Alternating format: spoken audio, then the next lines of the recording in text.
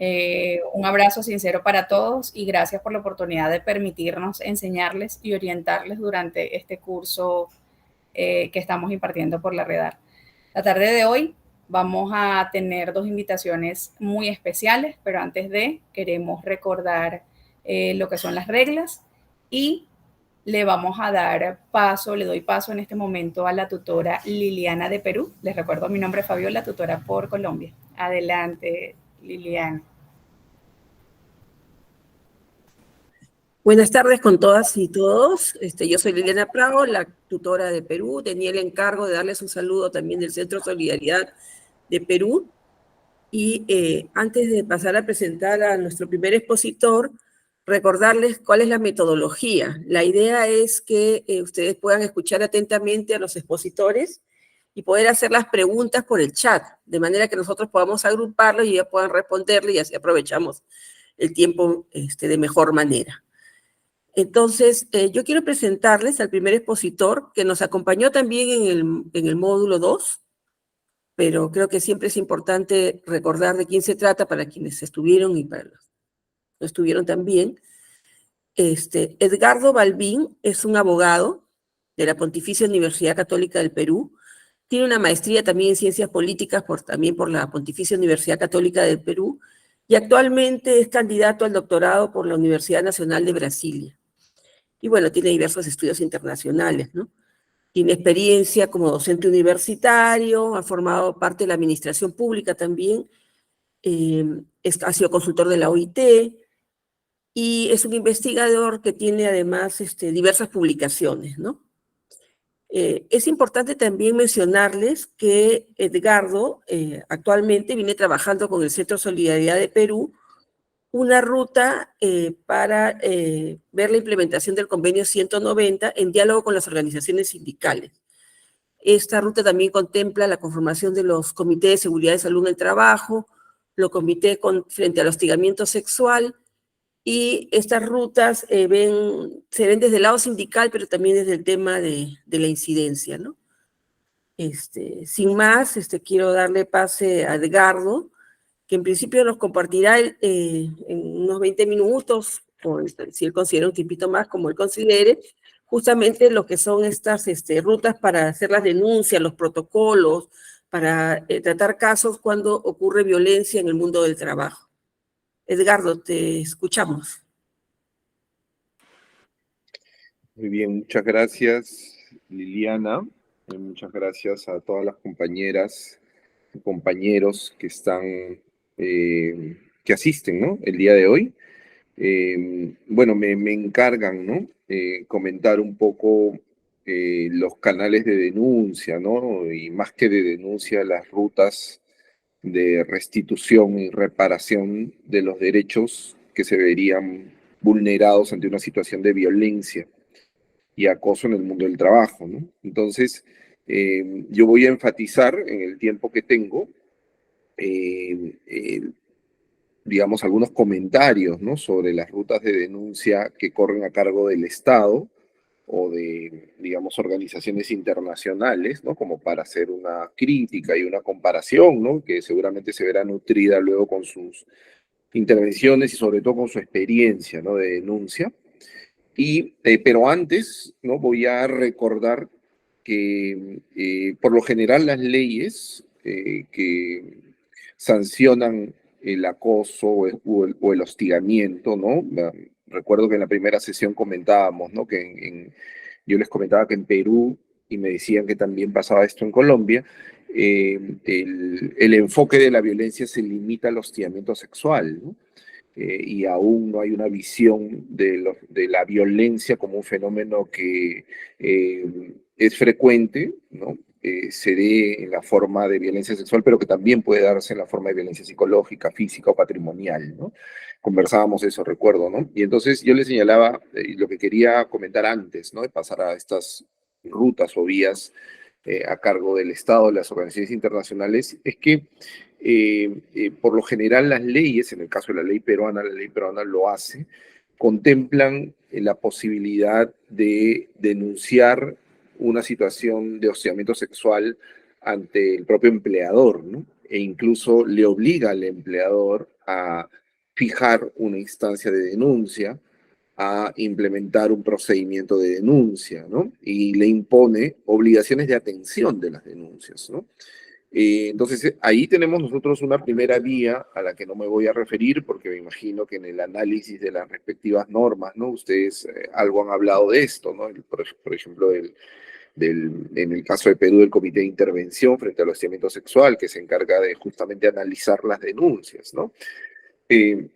No me voy a referir a eso, más bien solo voy a comentar que es frecuente que las víctimas de la propia violencia eh, eh, puedan tener alguna desconfianza con relación al empleador, ¿no? A veces porque es posible pensar que el empleador no es decidido en la investigación y sanción de estos casos, o a veces porque tienen poca esperanza de que el empleador adopte realmente medidas correctivas y sanciones, sobre todo si se trata de actos de violencia que provienen de la esfera directiva, ¿no? O sea, de los directivos, de los gerentes, de las personas que ejercen mando, ¿no? La percepción suele ser de que el empleador suele minimizar esos hechos, ¿no? Suele ocultarlos, o investigarlos de manera negligente para así evitar señalar responsabilidades a personas que están más cerca de su entorno, ¿no? Entonces, esto es frecuente, ¿no?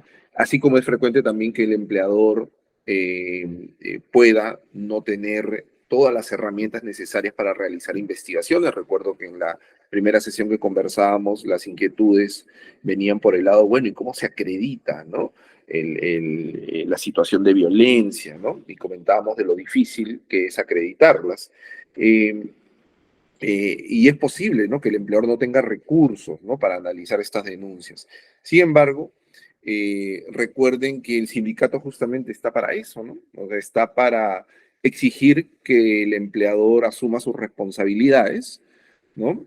Para entablar diálogo con el empleador frente a situaciones de violencia o frente a amenaza de situaciones de violencia, porque no hay que esperar que éstas se concreten, ¿no? E incluso, ¿no?, la ley suele proveer a los sindicatos de algunas herramientas más fuertes, ¿no?, que el propio reclamo y que el propio diálogo, ¿no? Y que serían algo así como la primera vía de defensa de los trabajadores, ¿no? Y que es el derecho de entablar acciones colectivas de protesta, ¿no? La más conocida es la huelga, ¿no? En la legislación peruana, por ejemplo, uno puede hacer una huelga porque el convenio colectivo no llega a suscribirse, porque la negociación es dura, pero también puede ser una huelga cuando el empleador incumple obligaciones laborales, ¿no? Entonces, si hubiese una denuncia y no hubiese la atención debida a esta denuncia, no se instaurasen las investigaciones que la ley ordena que se instauren, o a pesar de aparecer como claro, ¿no?, la situación de violencia, el empleador no quisiera, ¿no?, adoptar las medidas que le corresponde adoptar, que son de sanción a los implicados, de protección de la víctima. Entonces, incluso, ¿no?, hasta se podría autodefender el sindicato a través del ejercicio del derecho de huelga. La verdad, esto es muy poco frecuente, ¿no? La mayor parte de las huelgas son por negociaciones colectivas que no se llegan a cerrar, ¿no? Pero, ojo, ¿no? Ahí está la puerta abierta, ¿no? En la legislación peruana es expreso, ¿no? La huelga puede ser por no haber logrado un acuerdo en la negociación, pero también puede ser por incumplimiento de disposiciones legales o convencionales por parte del empleador, ¿no? Entonces, ahí hay una primera vía que los sindicatos tienen y a la que me quería referir. Entonces, para ver el tema de las vías nacionales e internacionales, voy a así utilizar el apoyo de una presentación. Ustedes están viendo una presentación en pantalla. ¿Alguien me ayuda, por favor, diciéndome si se ve o no se ve? Sí, se ve la presentación. Perfecto, perfecto. Entonces, como les decía, yo me voy a centrar en las vías estatales, ¿no? Y entonces, aquí hay un error en la diapositiva. Vamos a analizar primero las rutas nacionales que están en este cuadrito, que si mal no recuerdo ustedes deben de tener en los materiales, y luego las rutas internacionales. ¿Ya? Entonces, o bien el error de esta diapositiva que estoy mostrando en este momento, porque en realidad estas son rutas nacionales, ¿no?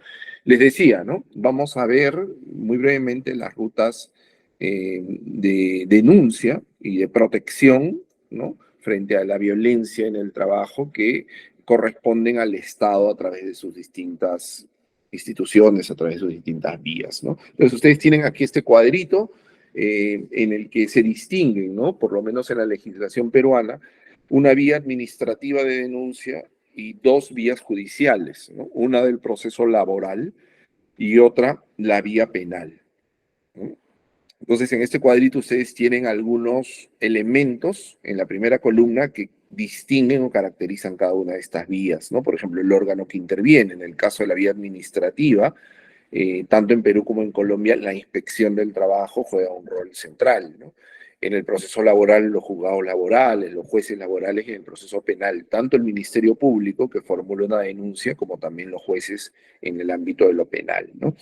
Si ustedes miran las funciones, ustedes van a ver que la inspección del trabajo tiene el encargo de fiscalizar y garantizar el cumplimiento de la legislación laboral, ¿no? E imponer sanciones. Ojo, las dos cosas, ¿no? No es tanto garantizar que el empleador cumpla con la normativa como imponer multas, ¿no? Y lo resalto porque en Perú la inspección está muy dedicada a la imposición de multas y no a ordenar que las infracciones que se detectan se subsanen, ¿no? Y que por lo tanto los y las trabajadoras tengan restituidos sus derechos, ¿no? Entonces hay mucho énfasis en poner una multa, la multa no va para el trabajador, ¿no? La multa queda en el ministerio, ¿no? Y no tanto en lograr la restitución del derecho, que es lo que sí va en favor del trabajador, ¿no?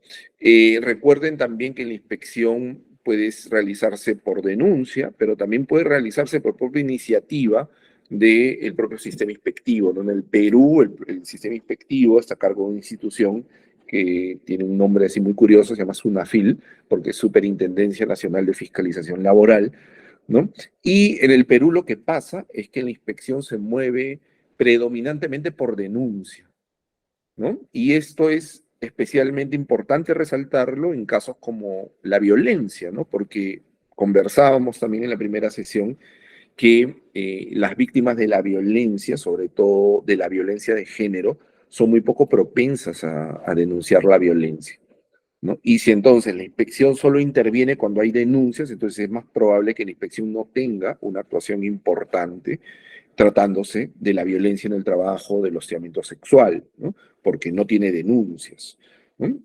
Entonces, aquí es importante, ¿no? Recordar que también es posible que la inspección de trabajo funcione en base a operativos, a una programación que ellos mismos hacen en función de el análisis de dónde se pueden estar produciendo incumplimientos laborales, ¿no? Entonces, por ejemplo, ¿no? La inspección podría fácilmente definir que va a hacer campañas de orientación o incluso campañas de fiscalización, en el caso de la legislación peruana, por ejemplo, para ver si está instalado el comité de intervención, si han habido denuncias, si estas denuncias han sido correctamente investigadas, si se han impuesto las sanciones. Todo esto podría hacerlo sin esperar una denuncia. Y también es importante recordar que no hay que ser el afectado en el ámbito administrativo para formular la denuncia, ¿no? La inspección en realidad tutela a los trabajadores, pero lo hace por interés propio, ¿no? O sea, no actúa sustituyendo al trabajador, sino actúa protegiendo al trabajador, pero haciendo suyo el problema que el trabajador denuncia, el incumplimiento que el trabajador denuncia. Entonces, se suele señalar, ¿no? La denuncia ante la inspección es una acción pública. ¿Qué significa esto? Que cualquier persona que es testigo de una violación de derechos laborales, aunque esa violación de derechos laborales no recaiga en esa misma persona, puede formular denuncias a la inspección. Entonces, si alguien pregunta, yo que no soy la persona afectada, pero que soy víctima, testigo de un acto de violencia, ¿puedo denunciar la violencia? Sí. Yo que soy familiar de la persona afectada, que no trabaja en el lugar en donde se produce el acto de violencia, ¿puedo denunciar la violencia para que esa sea investigada por la inspección del trabajo? Sí. ¿No? Porque en la inspección del trabajo la regla general es que no necesariamente el denunciado, el afectado, tiene que ser el denunciante. Puede ser cualquier otra persona. ¿Por qué? Porque la inspección toma conocimiento de esa noticia del acto de violencia y la hace suya, investiga cómo inspección del trabajo porque tiene interés propio, no solamente protege el interés del trabajador, sino tiene un interés propio en que esa denuncia sea fiscalizada y que el incumplimiento sea revertido, ¿no? Ustedes verán también que la oportunidad, ¿no?, es en cualquier momento ante la vulneración de cualquier derecho laboral. La inspección peruana lamentablemente últimamente ha descartado muchas denuncias alegando prescripción, ¿no? O sea que pasó mucho tiempo para que formules la denuncia. Bueno, esto justamente los sindicatos están cuestionando, ¿no?, en este momento. Y luego, la ley de inspección, el reglamento de la ley en el caso del Perú contempla expresamente los actos de hostigamiento sexual como infracciones muy graves, ¿no? O sea, se le da el rango de máxima gravedad a todo lo que tiene que ver con el hostigamiento sexual, ¿no? Solamente las obligaciones formales del empleador son las que son catalogadas como infracciones leves o graves, ¿no? Y luego costos, bueno, la inspección es gratuita, ¿no?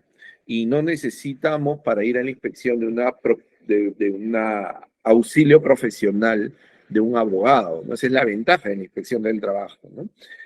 Cuando la inspección del trabajo pide demasiados elementos, ¿no? Se vuelve complicado denunciar porque se piden demasiados datos o el trámite es muy complejo.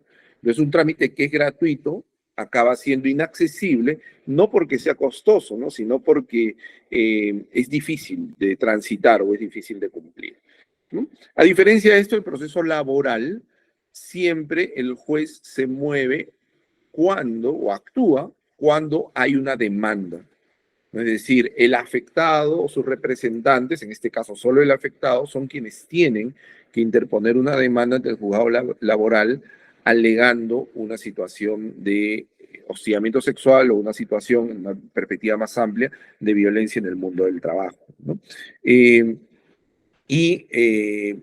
Esto, en el caso de la legislación peruana, se puede pedir tanto como acto de discriminación, o sea, uno puede denunciar en la demanda la comisión de un acto de discriminación, como también el cese de un acto de hostilidad, ¿no? Porque tanto la discriminación en el empleo, tanto la violencia sexual como la violencia psicológica son consideradas por la legislación como actos de hostilidad, ¿no?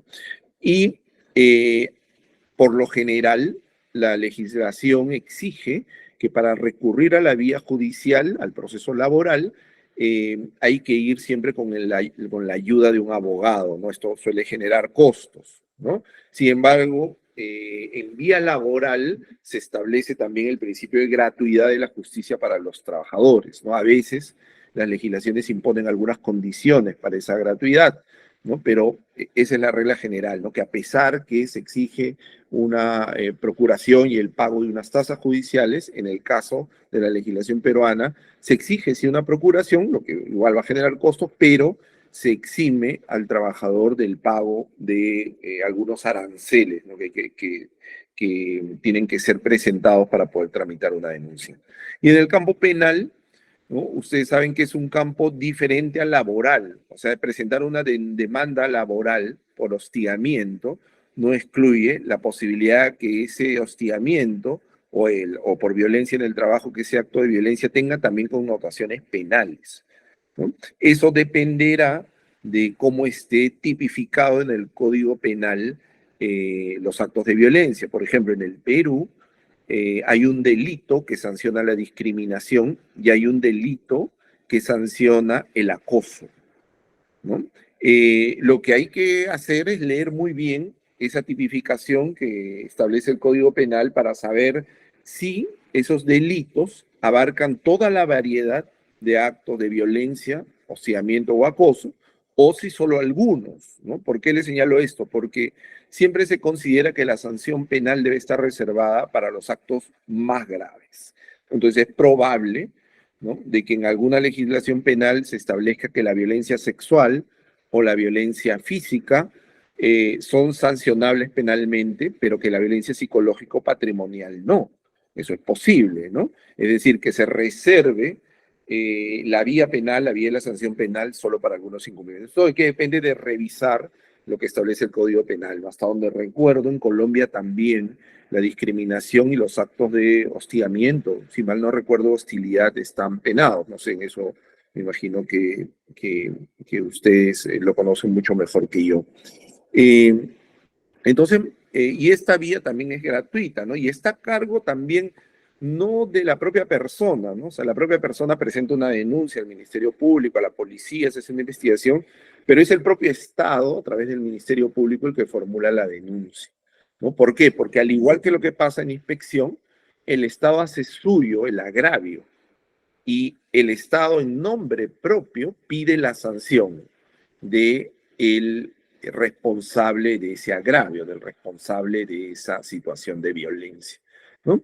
El afectado es una persona que luego puede exigir o como parte del proceso también una reparación, ¿no? Que va a aportar testimonio, por ejemplo, sobre los actos de violencia, pero en estricto, ¿no? Quien sigue la denuncia y que es el responsable de esa denuncia es el Ministerio Público.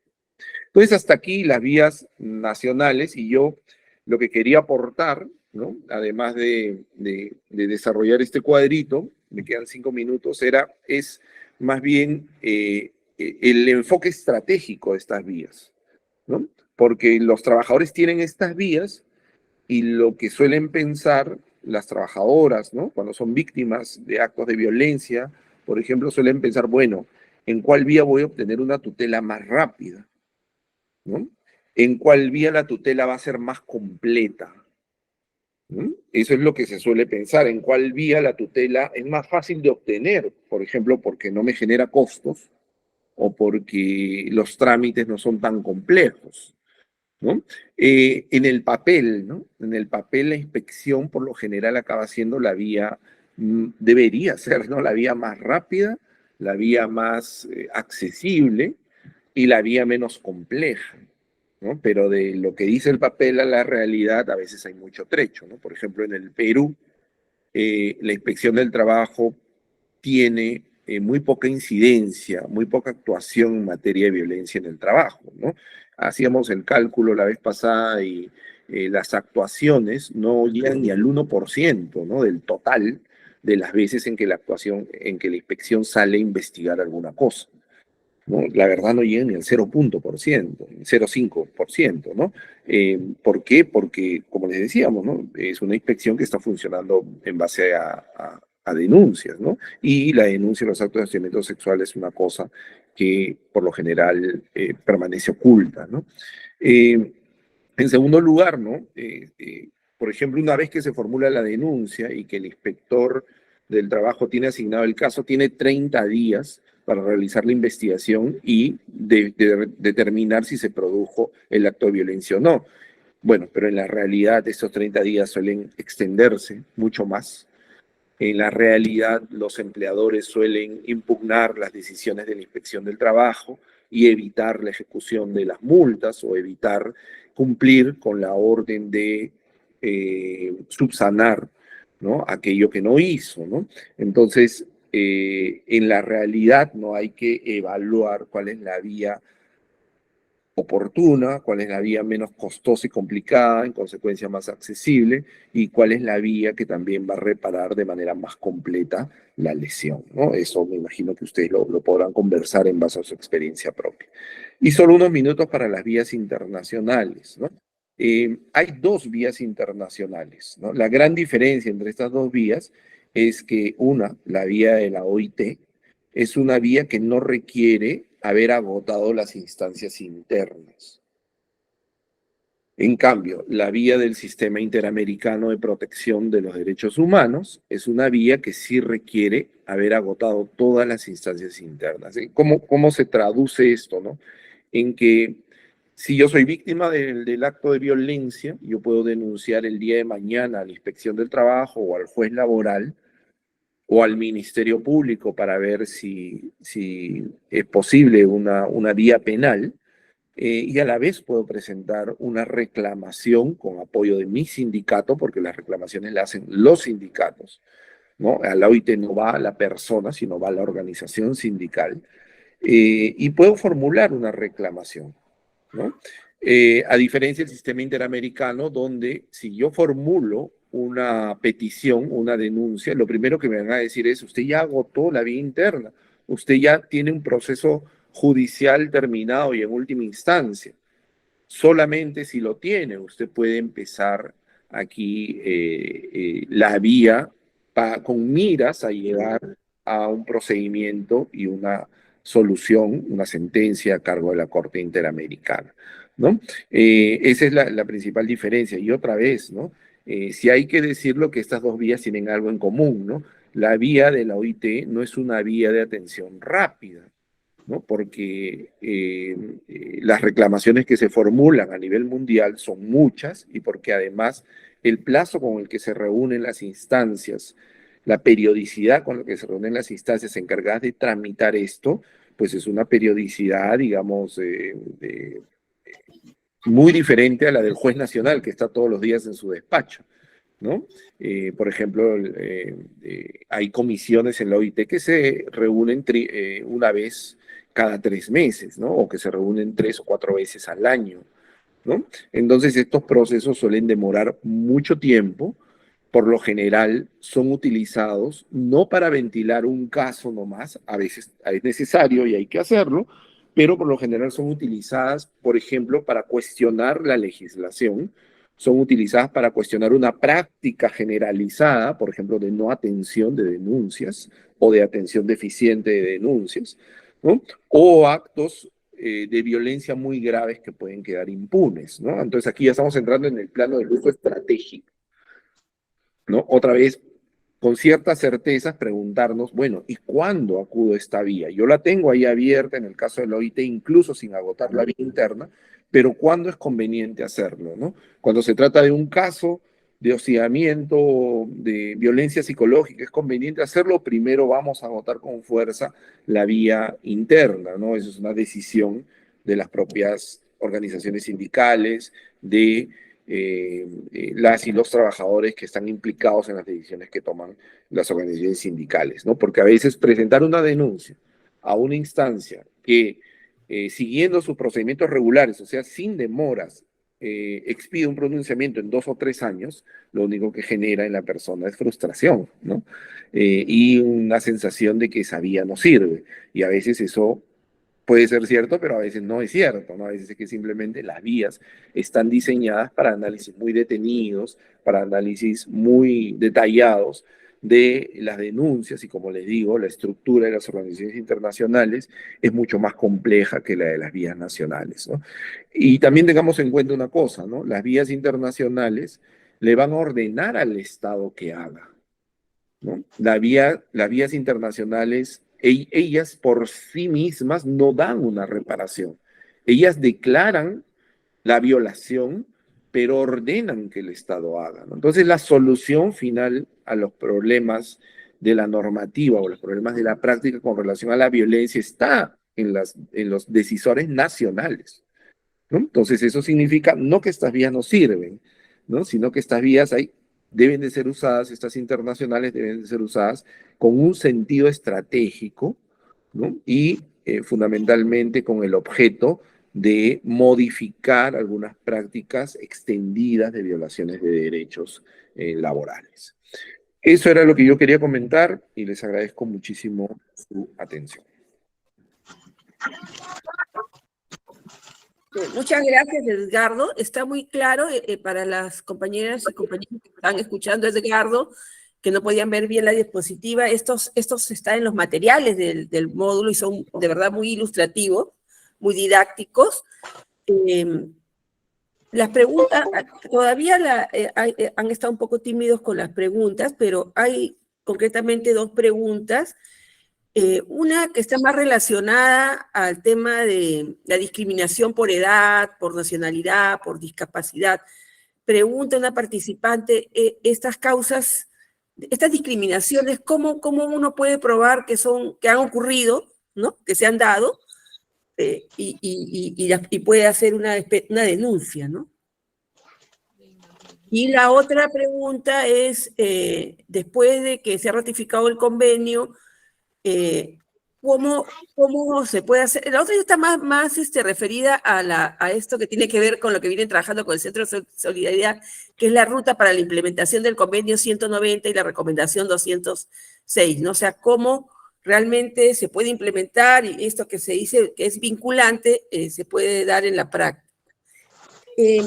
Adicionalmente, yo también tenía unos comentarios que te quería consultar a partir del material que había estado leyendo y sí puntualizar que me parece bien importante lo que has dicho en relación al trabajo de la SUNAFIL y la labor de los sindicatos, en que la SUNAFIL se está limitando al tema de atender denuncias, pero que no cumple su otro rol, ¿no? Y ahí sí, como dices tú, los sindicatos tienen un rol fundamental para exigir que haya inspecciones, que se den este tipo de operativos. Mi pregunta es, cuando yo leí los 3 cuadritos y leí esta parte que decía abajo, gratuita, gratuita, gratuita, y tú me lo has explicado un poco ahora, yo decía, ¿qué es gratuito? Gratuito es la posibilidad de hacer la denuncia, sin embargo, todo proceso acarrea un costo. Y cuando pienso más en la parte del sistema laboral y más si se va a lo penal, implica un costo que muchas veces hace que justamente los trabajadores ya desistan de hacer su demanda, ¿no? Entonces ya no hacen su demanda, me va a tomar años el juicio, ya no, y se van muchas veces despedidos injustamente, ¿no? Entonces, ¿cuáles son las alternativas frente a eso? ¿Qué puede hacer un trabajador o una trabajadora? Eso sería, digamos. Muy bien, muchas gracias a las compañeras y los compañeros que preguntaron y a Liliana también por la última inquietud tan interesante. Entonces, el tema de la prueba fue uno de los primeros temas que fue consultado, ¿no? En la sesión, la primera sesión en la que yo participé, que entiendo es la sesión 2, ¿no? Y a mí me pareció muy importante la pregunta que hicieron, ¿no? Porque la pregunta en ese módulo iba enfocada, ¿no? En el tema de la violencia, ¿no? Cuán difícil es probar que se ha producido un acto de violencia, ¿no? Y yo hice algunos comentarios que voy a tratar de sintetizar ahora y que creo que tienen que ver con la pregunta que se acaba de formular, ¿no? En todo acto de discriminación, de violencia, en toda violación de derechos humanos en general, hay siempre que enfrentar el gran problema de la prueba. ¿Por qué? Porque como se difunde, ¿no?, que hay derechos que son preciados, que son derechos relativos a la dignidad, cuando se producen las violaciones de estos derechos no son abiertas, ¿no? Siempre la persona que vulnera estos derechos encubre esa vulneración bajo una aparente conducta amparada en el derecho, ¿no? Por ejemplo, ¿no? Cuando se trata de los despidos discriminatorios por razón sindical o por embarazo, ¿no? El empleador no, muy difícil dice, yo te despido porque eres representante sindical, ¿no? O dice, yo te despido porque estás en estado de gestación, ¿no? Lo que dicen es, no, tú cometiste una falta grave, ¿no?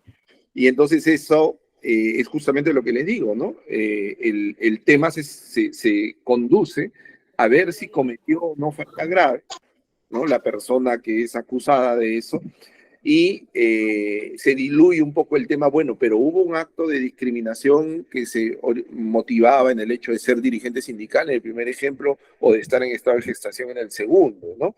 Entonces es difícil el tema de la prueba, ¿no? Y yo anotaba algunas cosas, ¿no? Casi todas las legislaciones, y estoy seguro que la peruana y la colombiana lo tienen, no exigen en estos casos una prueba plena de que el acto ocurrió. O sea, son conscientes de la dificultad probatoria, son conscientes también de que si no se facilita la prueba, entonces no va a haber sanción, porque no se va a poder acreditar la violación. Entonces, como todas las legislaciones son conscientes de esto, aligeran la carga de la prueba, ¿no? En derecho hay un principio que es, si yo alego algo, por ejemplo, que fui víctima de violencia, tengo que probarlo. Entonces, lo que hace la legislación es decir, tú tienes que probar indicios de que esa violación ocurrió. O sea, tienes que darnos signos de que esa violación ocurrió. No tienes que probarla enteramente, sino danos algunas pistas de que eso pudo ocurrir.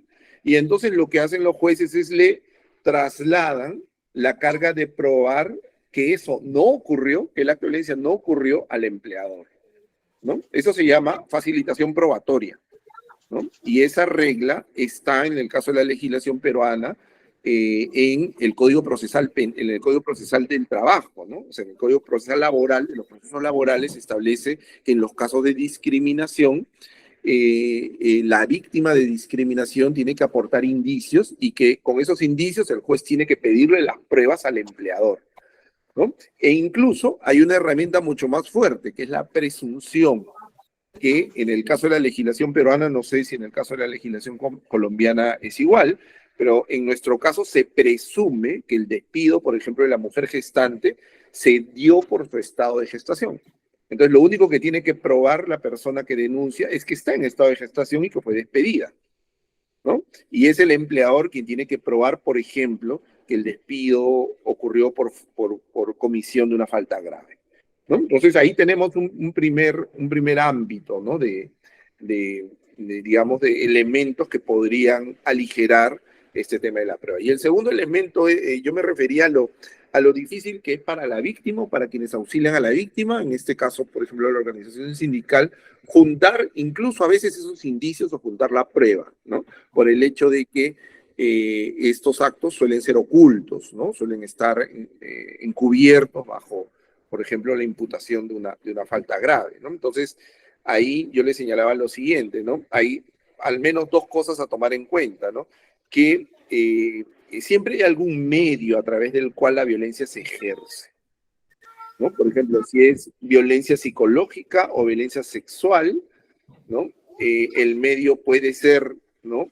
Una invitación, el medio puede ser el diálogo con la persona, pero también puede ser un mensaje de WhatsApp, puede ser un correo electrónico, ¿no? Todo eso hay que juntarlo, ¿no? Todo eso hay que tenerlo, hay que guardarlo, ¿no? Porque eso es prueba, eso es indicio, ¿no? De que el agresor, por ejemplo, tiene un contacto o busca un contacto frecuente con la víctima. Nos bastan esos indicios para que ya se aplique este principio de facilitación probatoria, ¿no? Pero sobre todo hay que exigir, ¿no? Que las personas que realizan las investigaciones, tanto el empleador, los jefes de recursos humanos, de personal, ¿no? Como se llamen, los inspectores del trabajo, ¿no? Y los jueces, o en el caso de los delitos, los policías, ¿no?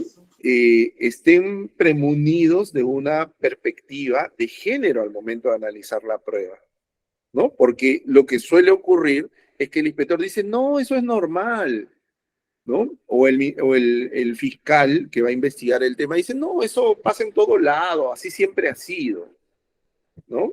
Y entonces, o por ejemplo dicen, como aquí ocurría y les contaba la vez pasada también, ¿no? Al inicio de las investigaciones de denuncias sobre hostigamiento sexual, los inspectores decían, no, pero es que es la declaración de la víctima que dice que fue víctima del acto de acoso sexual y la declaración del empleador que dice que no hizo nada. Declaración contra declaración. Yo no tengo cómo dar prioridad a una o a otra, ¿no? Entonces, no, pero las declaraciones son diferentes, ¿no? Hay una declaración que está llena de detalles, que está respaldada en algunos otros elementos que le dan credibilidad, ¿no? Y hay otra declaración que solo es un dicho, ¿no? Que no viene respaldada de ningún elemento que pueda darle a un operador credibilidad, ¿no? Y a veces incluso esos estereotipos que nosotros manejamos no, son condicionantes al momento de evaluar las propias declaraciones de las personas. Entonces hay como una suerte de política que tenemos que combatir, ¿no? De minusvalorar la declaración de la víctima, sobre todo cuando la víctima es mujer, ¿no? Y contra eso tenemos que luchar, tenemos que informarnos, ¿no? De por qué esa declaración es tan importante y cómo se hace para darle valor y cómo se hace para que esa declaración sea por sí misma a veces un elemento probatorio relevante para decir aquí hubo un acto de violencia, ¿no? Entonces yo les sugeriría, ¿no? Tomar en cuenta estas dos cosas que señalaron, en particular la segunda, ¿no? Para luego pasar a lo siguiente, que era la implementación del convenio 190, ¿no? Bueno, en Perú ya se ratificó, estamos en pleno proceso, ¿no? En realidad ya estamos un poco tarde, ¿no? el Estado no está cumpliendo con, por ejemplo, hacer un análisis de la legislación y hacer un análisis sobre todo de si las instituciones encargadas de la protección de los trabajadores contra la violencia, si esas instituciones están realmente preparadas para asumir ese encargo, ¿no? Si, por ejemplo, los operadores de la policía, los inspectores del trabajo, los propios jueces, entienden lo que es violencia psicológica, ¿no? Que es muy frecuente, ¿no? O si estos operadores que son claves han naturalizado la violencia psicológica, ¿no? Dicen, no, yo mismo le grito a mis asistentes. No, pues es que uno cuando contrata, cuando uno celebra su contrato de trabajo, no gana un concurso público para trabajar en el juzgado, en la inspección, lo que está ofreciendo son los servicios y lo que el empleador está obligado es a dar un trato digno, ¿no? Un trato de persona. Por lo tanto, los gritos, los insultos, los comentarios que tienden a minimizar el aporte productivo, los comentarios relativos a la apariencia de las personas, por ejemplo, no son parte del contrato, ¿no? Son violaciones a la dignidad de la persona que a veces están naturalizadas y que son el principal problema para que los operadores empiecen a hacer funcionar el convenio, ¿no? Nosotros, como lo explicamos en la sesión 2, necesitamos de reformas legislativas, pero hay también muchos aspectos del convenio que ya son recogidos en la legislación y que no necesitan de reforma legislativa alguna y que deberían ser aplicados por la sola ratificación del convenio. Además, Perú, y estoy casi seguro, esto seguramente lo conoce mucho mejor mis colegas de Colombia, en el Perú, cuando uno ratifica un convenio, el convenio se incorpora al derecho interno automáticamente, ¿no? Por ejemplo, yo estoy aquí en Brasil ahorita, ¿no? Y en Brasil no es así. En Brasil se ratifica un convenio y el convenio tiene que ser repetido en una ley nacional. Y en tanto eso no ocurra, ese convenio no surte efectos. En nuestro caso no es así. En nuestro caso, la sola ratificación del instrumento convierte ese instrumento en una herramienta que tiene que ser usada por los jueces y por los inspectores del trabajo. Entonces eso con relación al tema de la inspección y finalmente con relación al tema de los costos, ¿no? Es muy buena la pregunta porque ayuda a precisar el cuadrito, ¿no? O sea, cuando se refiere a gratuito, en realidad estamos refiriéndonos a los costos económicos de acceder a la vía, de usar la vía, ¿no? O sea, de empezar, de formular, ¿no? En el caso, como les decía, en la inspección, la formulación de una denuncia no está sujeta a ninguna tasa, ningún arancel. El trabajador no tiene que pagar nada, ¿no? Para presentar su denuncia. En el caso del proceso judicial, por lo general, se exige el pago de una tasa judicial, una suma de dinero, que depende de cuánto se está demandando, y cuando no se demanda dinero, ¿no? Hay una tasa mínima que hay que pagar, ¿no? Y hay que pagar también unos aranceles por notificaciones, ¿no? Porque mi demanda tiene que ser notificada, pues, al empleador, ¿no? Entonces, yo les decía que todos los demandantes del Poder Judicial pagan esas tasas y aranceles, pero en el caso de los trabajadores hay una regla que los libera de pagar esas tasas y aranceles. Entonces, la presentación de la demanda, digamos, desde solo ese punto de vista de usar la vía, de ir y dejar una demanda, no tiene un costo, ¿no? Y en el caso de la vía penal es lo mismo, ¿no? Uno va a la comisaría a denunciar un acto de violencia o va al Ministerio Público a denunciarlo y no le deben de cobrar ninguna tasa por formular la denuncia, ¿no? Pero eso no significa, ¿no? que el tránsito por esa vía sea enteramente gratuito, ¿no? Porque como lo señalaba Liliana, ya las vías que exigen, por ejemplo, la firma y el patrocinio de un abogado, ¿no? Ya implican un costo, ¿no? Para el denunciante, porque no se puede presentar una demanda sin la firma de un abogado, ¿no? Y entonces ahí hay un costo que no es un costo para presentar mi demanda, pero sí es un costo que el trabajador tiene que asumir para que la demanda sea realmente valorada, ¿no? Si no, la devuelven, ¿no? Y le dicen, no, esto no tiene firma de abogado, ¿no? Entonces sí, efectivamente hay un costo, fuera de los costos, digamos, que son también traducibles en dinero, como la pérdida de horas ¿no? En aportar información para la elaboración de la demanda, en asistir a las audiencias y también todo el estrés que una situación de violencia no solo causa en sí misma, sino causa por efecto de la denuncia que se hace, ¿no? Y en ocasiones hasta la revictimización que se produce, ¿no? En instancias judiciales o en la propia inspección del trabajo, cuando uno tiene que estar reviviendo, ¿no? La situación de violencia que sufrió. Entonces esos costos son costos agregados, ¿no? Que también hay que considerar y respecto a los cuales el sindicato juega un rol fundamental, ¿no? Porque muchos sindicatos ofrecen servicios judiciales, ¿no? Y ofrecen servicios judiciales no solamente para la atención de cuestiones sindicales, ¿no? Sino para la también representación, patrocinio de problemas de sus afiliados, individuales de sus afiliados e incluso para, a veces, problemas laborales que no son de sus afiliados, pero que son estratégicos, ¿no? Que hay que combatir, ¿no? Porque si pasan con uno, con una, pueden pasar con el resto, ¿no? Entonces, el rol del sindicato, de la federación, de la confederación es vital en tratar de paliar esos costos, ¿no? El costo, por ejemplo, del patrocinio jurídico, y también aportar toda la experiencia, ¿no? Porque por lo general las centrales sindicales, las confederaciones y federaciones tienen ya también una expertise en litigio, ¿no? Y esa expertise también en el litigio, en cómo realmente en instancia judicial, eso también lo pueden poner al servicio de las víctimas de violencia, así, patrocinando, haciéndose cargo de, por ejemplo, sus reclamaciones judiciales y aportando sus servicios jurídicos. Entonces, en ese punto, el rol del sindicato es vital, ¿no? Puede ocurrir algo interesante, ¿no? Que el sindicato diga, cuando no se pagan los salarios completos o no se pagan los beneficios, ahí sí vamos a demandar.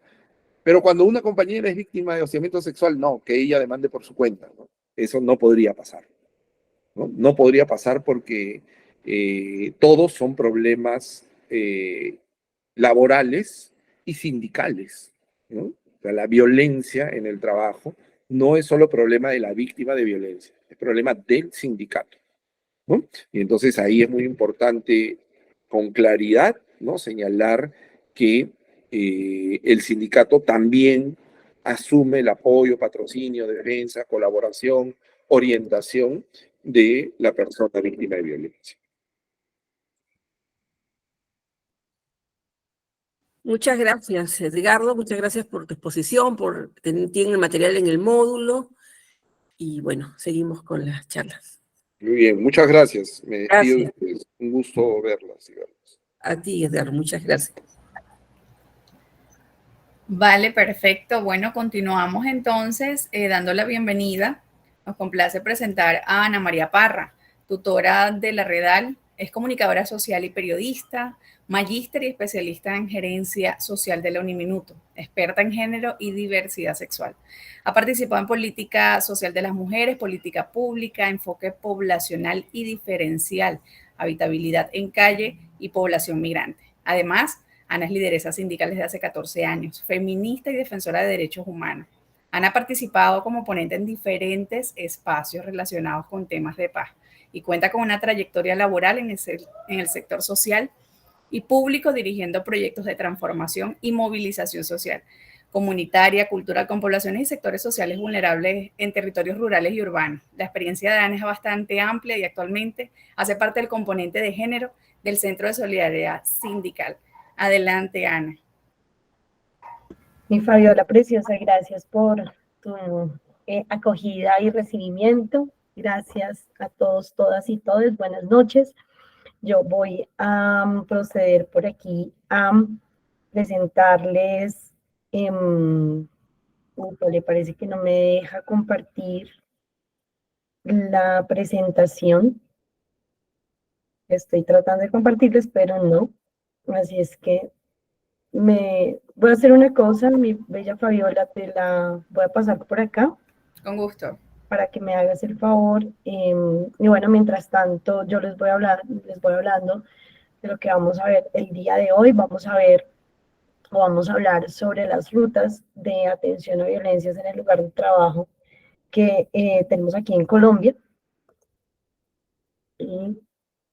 Y digamos también para indicar cómo, a cómo atendemos en Colombia o la jurisprudencia que hay en Colombia frente a la atención de la violencia en el lugar de trabajo. ¿Vale? Me cuentas si ya la recibiste. Sí. Y si me ayudas con ella. Bueno, entonces, contarles a los compañeros y compañeras del Perú que actualmente en Colombia, y bueno, y también a las personas que hacen parte de este curso en Colombia, pues que nosotros en Colombia tenemos una ley que es la ley 1010 del 2006 o del 2006, que es una ley que nos va a permitir o nos va a comenzar a dar información sobre cómo es la atención a la violencia o acoso sexual y laboral en el lugar de trabajo. Importante decir que antes de esta ley habían, digamos, unos antecedentes de laborales en Colombia o sobre el acoso laboral. No existía una ley como tal que fuera versada sobre el tema, estaba la Constitución Política de 1991, también los decretos 1832, que es, aquí en Colombia ese decreto habla sobre las tablas de enfermedades profesionales, el 1295 de 1994, que es la Organización y Administración del Sistema General de Riesgos Profesionales, el Código Sustantivo del Trabajo, el Código Penal y pronunciamientos de la Corte Constitucional sobre directrices y conceptos relativos respecto a los derechos fundamentales del trabajo y de la dignidad humana. Sin embargo, antes de esto, no hay, gracias, me ayudas aquí en la tercera, por favor. Antes de esto no existía, digamos, ninguna otra jurisprudencia y va a venir siendo esta ley, la ley 1010, la que nos va a permitir hablar o comenzar a hablar sobre el tema de acoso laboral o acoso o violencia en el lugar de trabajo, ¿vale? Y esta ley 1010 va a tener como, mi lindura, Fabiola, ¿la puedes colocar en la diapositiva 4 si me haces el favor? Ahí sí la están viendo, discúlpenme, ¿sí? ¿Sí, Yoli? ¿Sí? No, todavía se ve la primera diapositiva de atención a violencia en el lugar de trabajo. Ya, creo que ya, por fin. Perfecto, muy bien. Entonces, esta ley lo que va a buscar es hacer una prevención, corrección y sanción del acoso laboral digamos, en el lugar de trabajo, tanto para los sectores privados como para el sector estatal. En ese sentido, si quieres la pasamos, la siguiente, please, va a ser una ley que va a hablar en materia va a abordar qué se entiende como acoso laboral como tal, el acoso laboral cómo, de dónde proviene, qué son las conductas que se constituyen como acoso laboral y va a determinar o va a poner qué sanciones, o va a poner medidas sancionatorias, pero también medidas preventivas para que podamos abordar, digamos, el tema de acoso laboral. Siguiente, por favor. Entonces, su objetivo principal en esta ley 1010 va a ser definir, prevenir, corregir y sancionar las diversas formas de agresión, maltrato, vejámenes, trato desconsiderado y ofensivo, y en general todo ultraje a la dignidad humana que se ejercen sobre quienes realizan actividades económicas en el contexto de una relación laboral privada o pública. ¿Y esto qué significa? Que esta ley va a ser la que nos va a dar, digamos, la ruta o el gran marco para poder definir cuáles son esos tipos de violencia que se van a dar en el ámbito laboral, cuáles van a ser esas formas, vamos a poder tener diferentes maneras de definición de violencias que se dan en el ámbito laboral, no solamente una, casi siempre se habla de maltrato laboral, pero como vamos a ver ahorita, esta ley tiene 7 o reconoce 7 formas de violencia en el lugar de trabajo, y aparte de eso también va a reconocer o va a determinar quién es el posible victimario o la posible victimaria, de acuerdo, digamos, a dónde está puesto dentro del ámbito laboral, es decir, desde dónde se ejerce, pues lo vamos a ver ahorita también, que puede ser de manera vertical, horizontal o ascendente, es decir, de un trabajador o trabajadora hacia un jefe o jefa. Pero aparte de eso, también esta ley lo que va a buscar es tener protección hacia las personas y obliga también a las instituciones a que tengan acciones para prevenir el acoso laboral.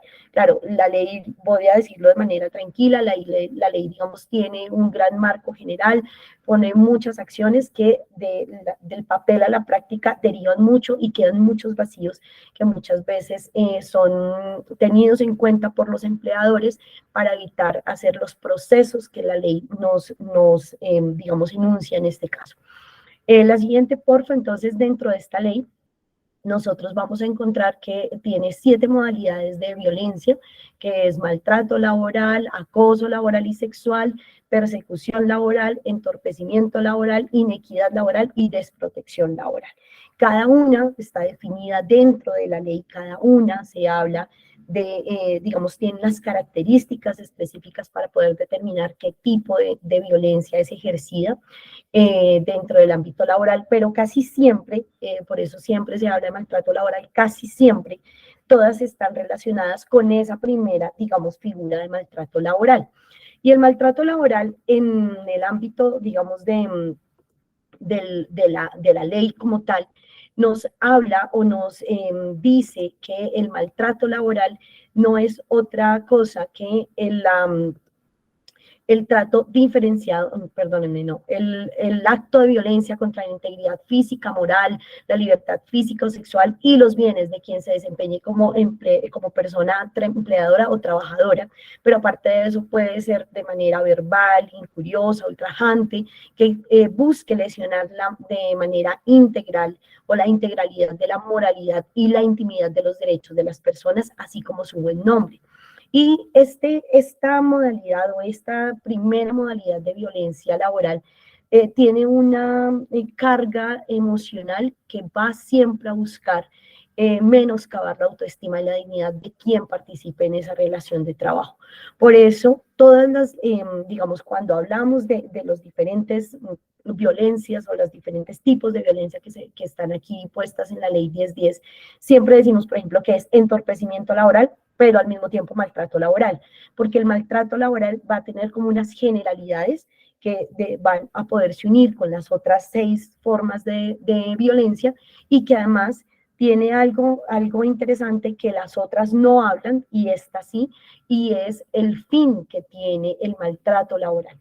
Y el maltrato laboral tiene como uno de sus fines, curiosamente, es menoscabar la autoestima de la persona. Por eso es tan difícil para una persona que ha pasado por procesos de violencia en el ámbito laboral, incluso hablar sobre esa violencia y como no, y hay que decirlo, por ejemplo, esta ley no tiene, aunque tiene una ruta de atención, no tiene una ruta, por ejemplo, o acciones que nos lleven a reparar y a no repetir actos de violencia laboral. Entonces, muchas veces las víctimas de acoso laboral no hacen un duelo, un proceso de duelo, no se les da, y debo decirlo de manera triste, en las instituciones laborales se trata el tema, pero nunca se le hace un seguimiento psicológico y las personas no logran hacer un duelo real de esta violencia y siempre quedan con un sinsabor y una afectación a su autoestima, a su buen nombre, que incluso hace que puedan llegar a tomar la decisión de abandonar el lugar de trabajo, su puesto laboral, quedando con una afectación psicológica y moral muy alta que pocas veces es reparado por el victimario o la victimaria. Y por eso, devolviéndome un poquito a lo que estábamos diciendo, cuando hablamos de violencias y modalidad, en la violencia laboral, de las modalidades, perdón, siempre entonces hablamos de maltrato laboral, aun cuando, y quiero ser con esto muy precisa, no es la única violencia que reconoce la ley 1010, pero siempre la buscamos unir para precisamente poder ver esa afectación moral que tienen las personas. La siguiente, porfa. Fabiola, en ese sentido, esta ley también nos habla entonces de los niveles de acoso laboral o de dónde puede venir el acoso laboral. Nos dice que puede ser horizontal entre compañeros, compañeras o compañeros de trabajo, puede ser de manera vertical descendente, es decir, desde un puesto de jerarquía hacia abajo, o puede ser un vertical ascendente, es decir, de un puesto de base, por decirlo así, hacia un jefe o jefa de trabajo. ¿Sí? ¿Y esto qué significa? Que la violencia puede estar dándose en diferentes niveles, no únicamente, digamos, a nivel directivo o a nivel de base, sino pueden ser de diferentes lugares. Incluso, Yoli ha levantado la mano, ya te doy la palabra, Yoli, incluso se determina que los niveles de acoso laboral pueden darse en el mismo ámbito del espacio laboral, pero no necesariamente dentro de los propios compañeros de trabajo. ¿A qué me refiero con esto? Yo, por ejemplo, Ana María, ahorita estoy en la sede de la Unión Sindical Obrera, de la subdirectiva Bogotá, y está el compañero de vigilancia que acaban de pasar, si lo vieron, ¿sí? Él no hace parte de la Unión Sindical Obrera como tal, sino de la empresa de vigilancia, ¿sí? Pero yo puedo acosarlo a él, aunque no esté, digamos, en mi misma empresa o con la misma vinculación laboral de la misma empresa, pero estamos en el mismo espacio laboral, y yo le puedo acosar a él y él puede denunciar acoso de mi parte, aunque yo no sea literalmente compañera de trabajo de su misma empresa, sí puede hacer. Y entonces ahí es cuando reconocemos que la violencia en los ámbitos laborales también se pueden dar con, digamos, en personas de empresas externas, como puede ocurrir en la vigilancia y en el aseo, por ejemplo, en los casos de las empresas del sector estatal.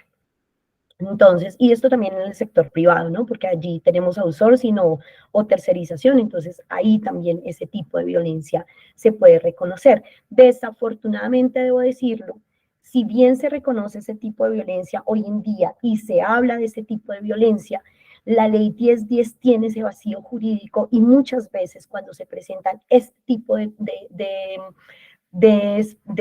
acciones, entonces las empresas comienzan a lavarse las manos y dicen que aquí no hay relación entre compañeros de trabajo, aunque estemos en el mismo espacio laboral, precisamente para evitar hacer acciones y poder determinar que sí hubo una acción o una violencia laboral. Si puedes, porfa, me pasas a la siguiente, y ya ahorita termino y te doy la palabra, Yoli, si estás de acuerdo, porfa. Esta ley también entonces habla de los tipos de medida, tiene dos tipos de medida o reconoce dos tipos de medidas, las preventivas y correctivas y las sancionatorias. En las preventivas y correctivas, esta ley reconoce que dentro de las organizaciones, si quieres la siguiente, dentro de las organizaciones tenemos que tener mecanismos para atender todo lo vinculado al tema de acoso laboral. Esos mecanismos entonces van a ser protocolos, van a ser rutas de atención, van a ser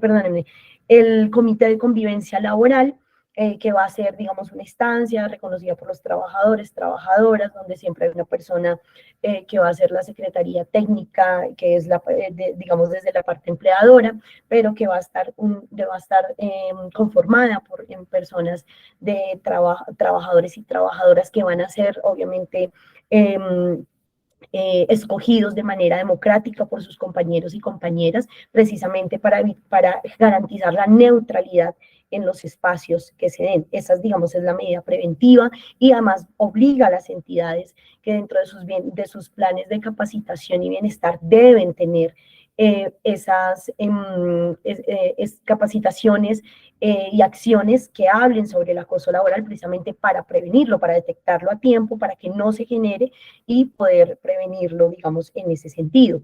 Pero puede ocurrir que esas son las acciones correctivas, que tengamos todo un protocolo de atención a violencias, que tengamos nuestro comité de acoso, nuestro comité en la entidad, pero que ninguno de esos mecanismos funcione, y por lo tanto, entonces la víctima va a tener que acudir a otras instancias, y en este sentido va a tener que la entidad hacer ajustes cuando un inspector de trabajo entre a revisar por qué no se le dio, digamos, las medidas o se le atendió a la víctima dentro de esos mecanismos que obliga la ley que tenga la entidad.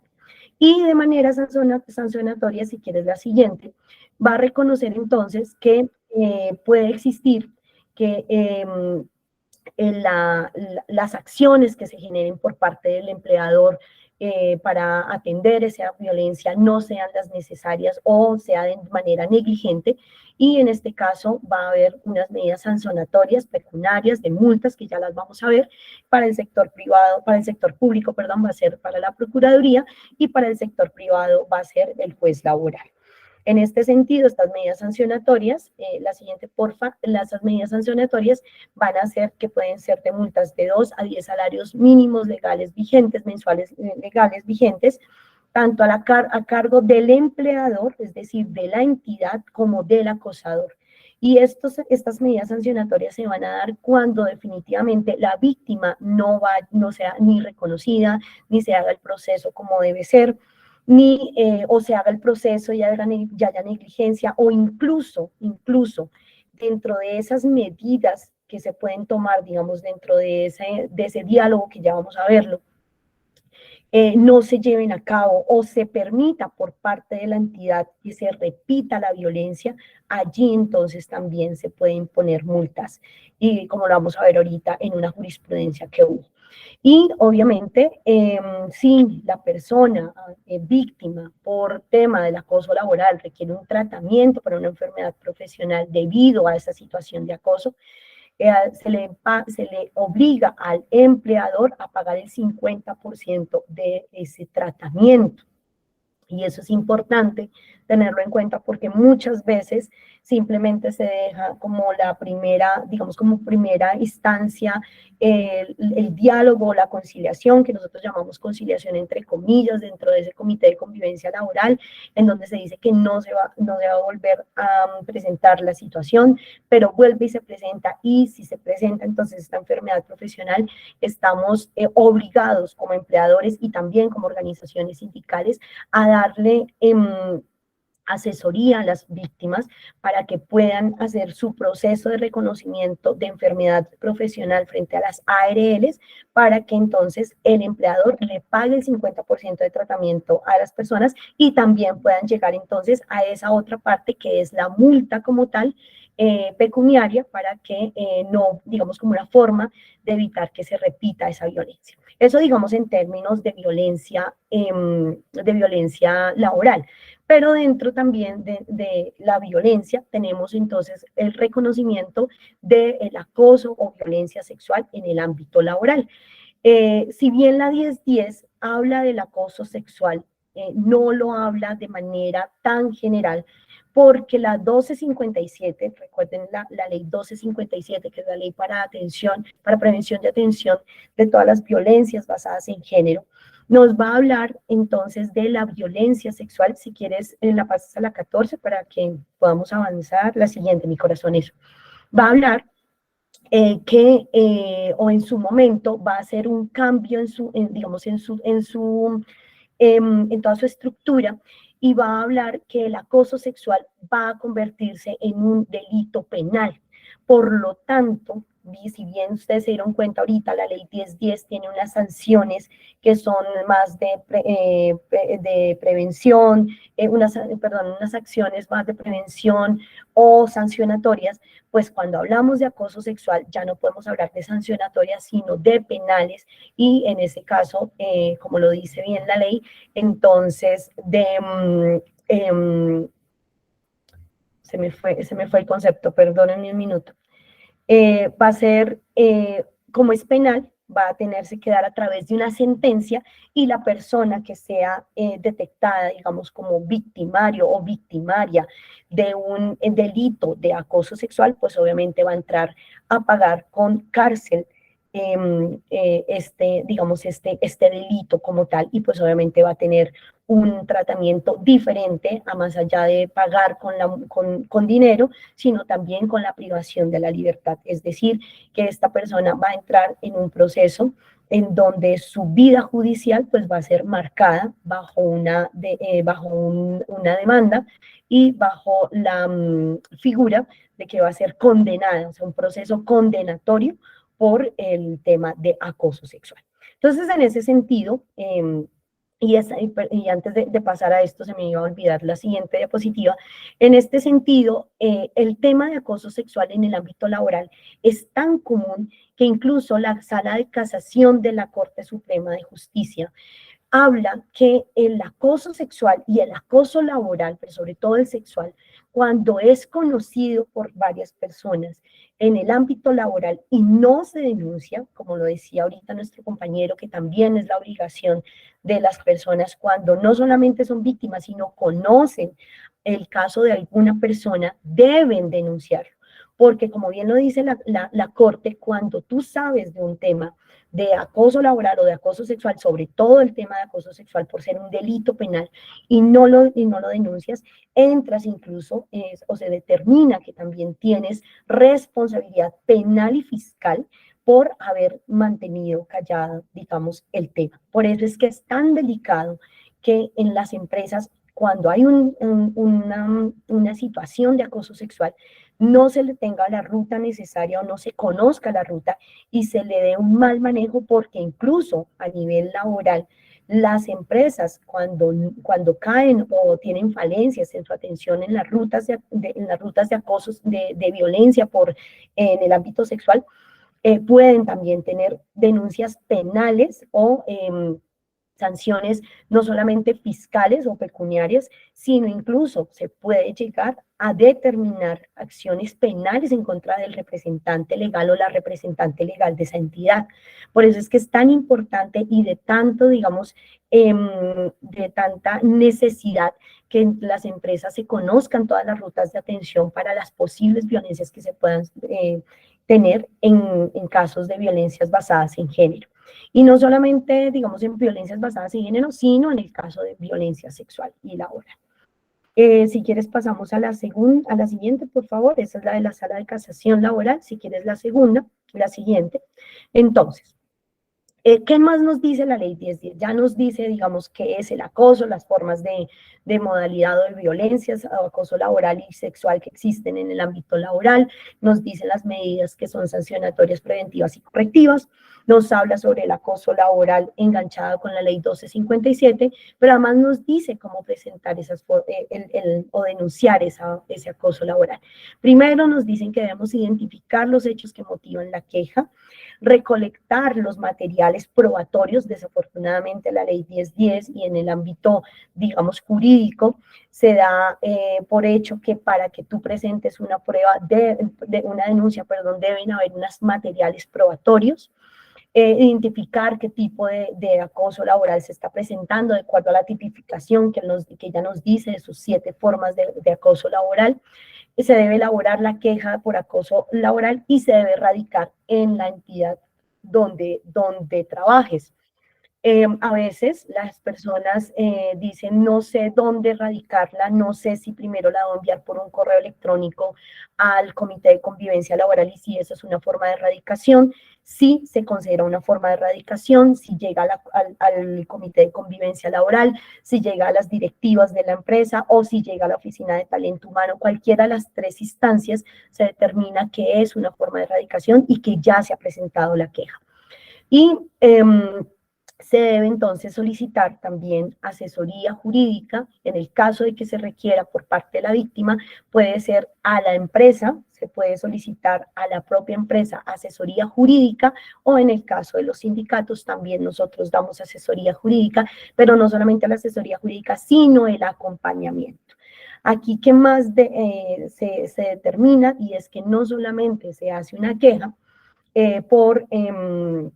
se recibe la queja por acoso laboral, sino que en las acciones que después se van a realizar de la queja, aunque no se llegue a determinar que es un acoso laboral como tal, sí se debe hacer acompañamiento psicológico a la persona que ha presentado la queja para determinar cuál fue la implicación en su emocionalidad frente a esta situación. Eso es súper importante y nosotros los sindicatos debemos estar allí pendientes, estar, digamos, solicitando constantemente el apoyo y el acompañamiento psicológico por parte de la ARL a las personas que en algún momento hayan sufrido violencia, sea que ya haya pasado, sea que ya se haya presentado cerrado el caso o que hasta ahora están iniciando el proceso. Eso es súper importante y es necesario que tengamos ahí en cuenta que son acciones de incidencia que podemos hacer desde las organizaciones laborales.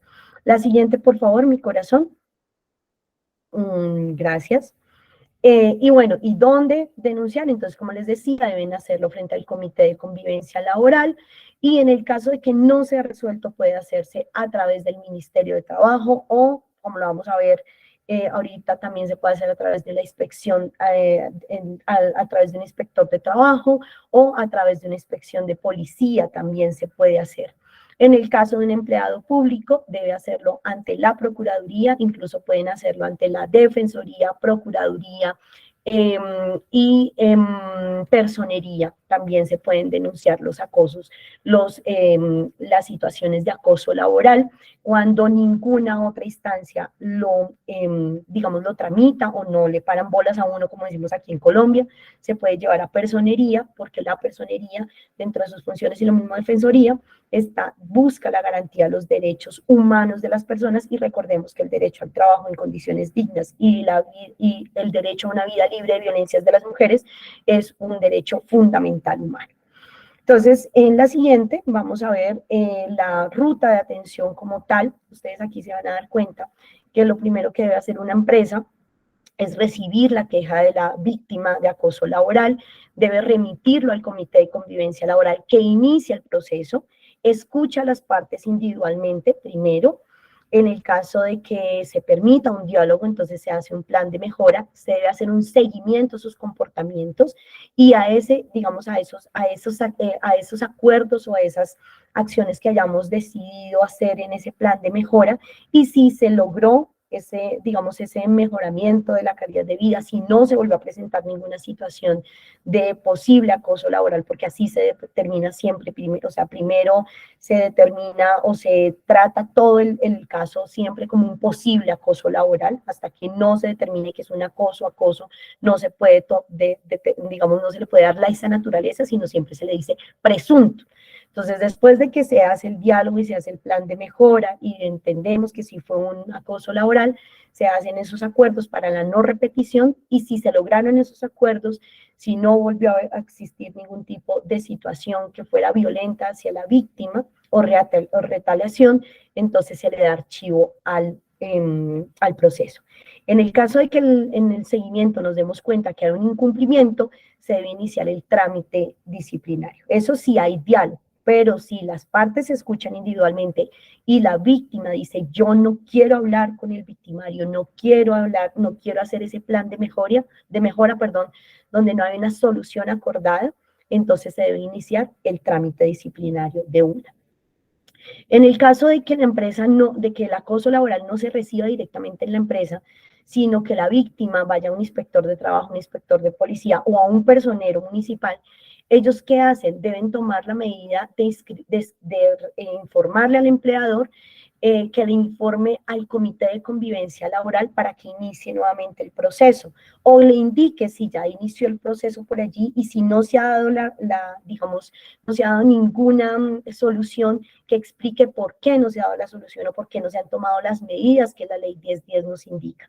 Y en el caso de que no se haya solucionado de ninguna manera este acoso laboral, entonces cualquiera de estas tres instancias, que es el inspector de trabajo, el inspector de policía o el personero, pueden comenzar el proceso como tolerancia al acoso laboral e inicia el proceso sancionatorio al empleador, que está regulado dentro de la ley 1010.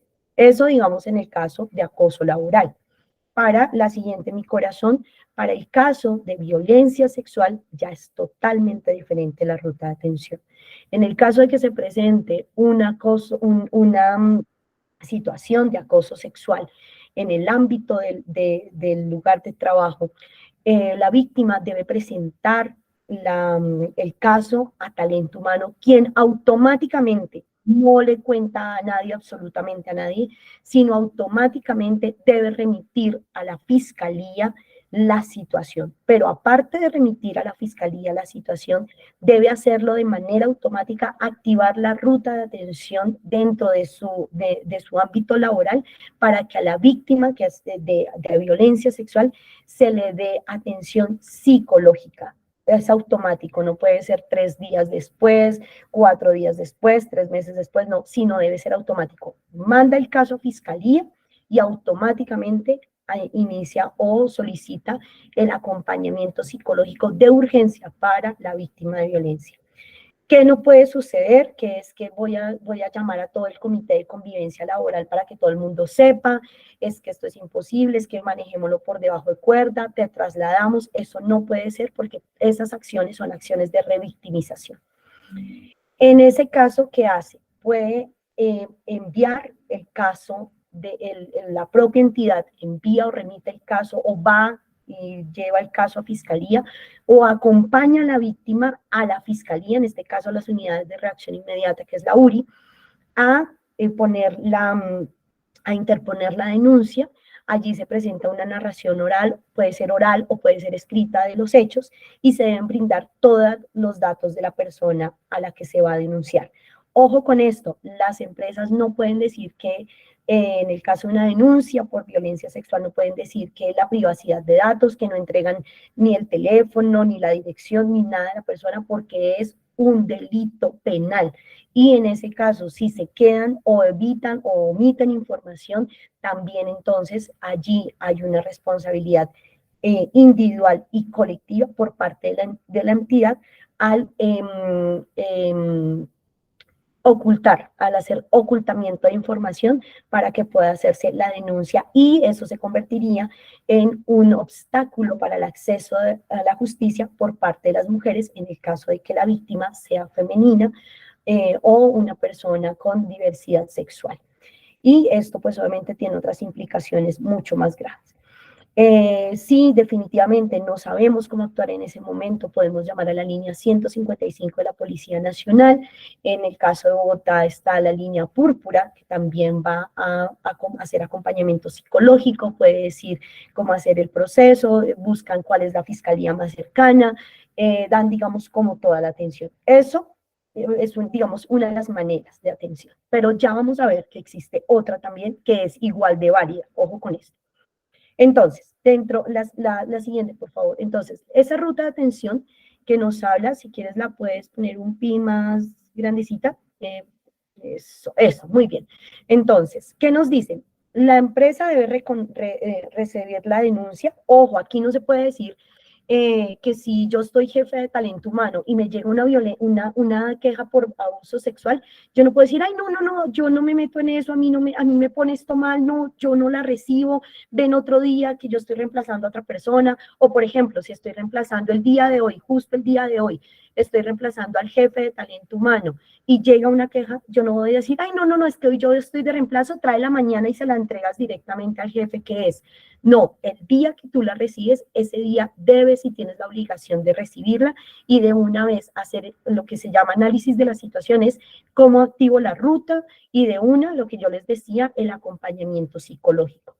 ¿Qué hace la empresa? La empresa debe hacer seguimiento a las acciones emprendidas por parte de la empresa, es decir, mi compañera o mi compañero víctima sí está, cómo le fue o ya sí fue atendido por psicología, si le dieron incapacidad, se tomó la incapacidad, yo llamo a la persona y le pregunto cómo está, qué más le podemos hacer, le quito responsabilidad laboral a la persona, ojo que eso es fundamental, después de que una persona ha sido víctima de acoso, cuando se reintegra a la empresa, no puede existir, es que cuando tú estuviste incapacitado, pues no respondiste esto, entonces te vamos a iniciar, nada de eso puede ocurrir, porque son acciones de revictimización y muchas veces no nos damos cuenta.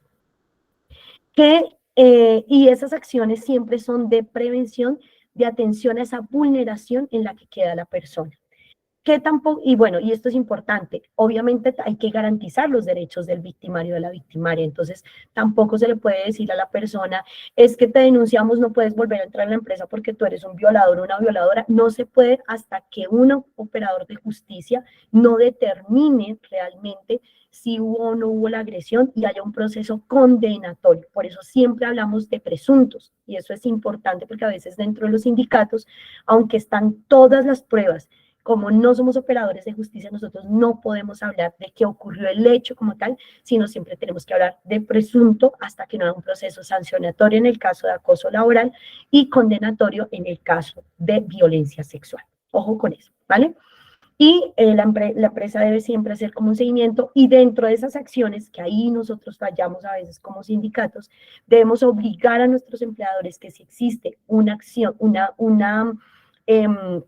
una posible situación de violencia sexual, dentro de las capacitaciones se generen, digamos, por ejemplo, campañas publicitarias hablando de violencia sexual, no del caso que ocurrió, sino de violencia sexual, y mostrar las rutas y mostrar, digamos, como los lugares de atención, bueno, todo el asunto, para que las personas tengan toda la información y tener, por ejemplo, lo que vamos a ver ahorita, los protocolos de atención a violencias, que todo el mundo sepa cómo actúan, cómo son, cómo se inician las rutas, precisamente para evitar posibles hechos de violencia o negligencia por parte de la entidad. La siguiente, please. Bueno, quería mostrarles esta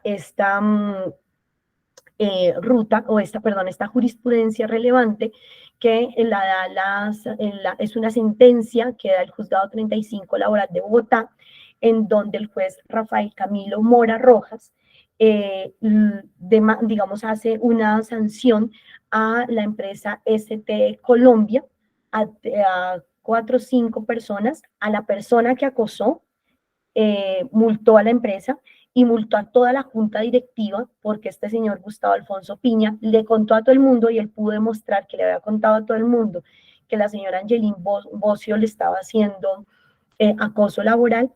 Las directivas no hicieron absolutamente nada. Él comienza el proceso y al final la sentencia del juzgado 35 dice que todos tuvieron responsabilidad en la afectación que tuvo el señor Gustavo, y la multa fue altísima, si no me equivoco, fue aproximadamente 2.000 millones de pesos, en donde tanto la empresa como todas las directivas tuvieron que responder, y también pues obviamente la victimaria tuvieron que responder con su pecunio personal por la afectación que hubo con el señor Gustavo Alfonso. Entonces, esto para demostrarles que si bien la ley 1010 tiene muchas falencias, también hay casos exitosos en donde podemos demostrar que, cuando se puede mostrar que hay acoso laboral, realmente la justicia funciona y hay una resolución que devuelve a la víctima su dignidad mediante, pues obviamente, un pago pecuniario. El siguiente, mi corazón, por favor. Entonces, nos volvemos entonces a esas medidas preventivas que nos hace la ley 1010, que son los protocolos de atención a violencia. Si quieres, los pasamos rápido para que podamos terminar en el tiempo en que es. Y estos protocolos son documentos guías que proporcionan herramientas para la prevención, detección y atención a personas que puedan ser víctimas de diferentes tipos de violencia, que se presenta en una entidad privada o pública y que busca garantizar los derechos humanos de las víctimas. Yo aquí me voy a detener solamente para decir algo. Los protocolos de atención a violencia son obligatorios en el Estado colombiano a partir de la circular 01 del 2023 que saca el gobierno del cambio, y que obliga a que todas las instituciones públicas y privadas tengan un protocolo de atención a violencia. Eso incluye colegios, universidades, empresas de todo el ámbito, incluso organizaciones sindicales. Y ahí es súper importante porque los sindicatos no tenemos protocolos de atención a violencia, y la violencia también se puede dar en nuestros lugares sindicales. Entonces, cuando tenemos un protocolo, nos permite darnos cuenta y volver a nuestras organizaciones sindicales seguras para las personas, y hacerlas esos espacios libres de cualquier tipo de violencia, y que además nos permita reconocer esas rutas que hay para que cuando llegue una posible víctima a nuestra organización, podamos brindarle toda la atención y todos los recursos, y no nos convirtamos en un obstáculo para el acceso a la justicia, sino al contrario, permitamos de una manera bonita que ella pueda fluir en esas rutas, hacerles el acompañamiento, estar ahí, y también nos permite a nosotros ser más garantes de los derechos humanos de lo que ya somos. Si quieres, bajamos un poquito más. Que esto es lo que nos propone la ley 1010, pero yo quiero dejarles también la ruta de atención a violencias de la que habla la 1257, que son las rutas, esta es la ruta que habla esta ley, y es la ruta que se pone en todo el territorio nacional, que trae la ley 1257, y que obviamente busca garantizar el acceso a los derechos de salud, protección y justicia. Entonces, ¿qué es lo que nos dice esta ruta? Lo primero es que la persona que ha sufrido algún tipo de violencia, sea en el ámbito laboral, en el ámbito privado, en el ámbito público, busque ayuda. Y la primera, pone siempre como, la primera instancia atención en salud. ¿Por qué? Porque si tú has tenido una violencia, un acoso laboral que pueda demandarte o generarte por ejemplo, un ataque de ansiedad, pues lo ideal es que puedas llegar a urgencias y decir, tengo un ataque de ansiedad.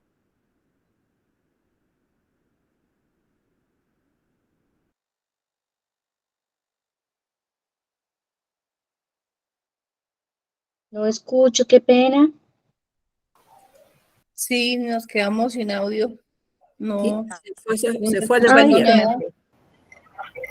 ¿Hasta dónde me escucharon? ¿Ahí volví? Solo un minuto, Ana, solo un minuto. Ok, bueno, estaba hablando de salud, ¿sí? ¿Me entendieron ese pedacito, sí? Sí. Sí, que digamos que de la persona afectada o víctima de acoso o de violencia sexual tener la posibilidad de llegar a un hospital con decir que tenía un ataque de ansiedad. ¿Ves? ¿Otra vez? ¿Se me fue? Ay, Dios mío. La primera instancia de salud es en la que te va a... espérame. ¿Sí me están escuchando? Yo creo que me fui porque me acaba de decir Sí, que me señora, desconecté. perfectamente. Ok.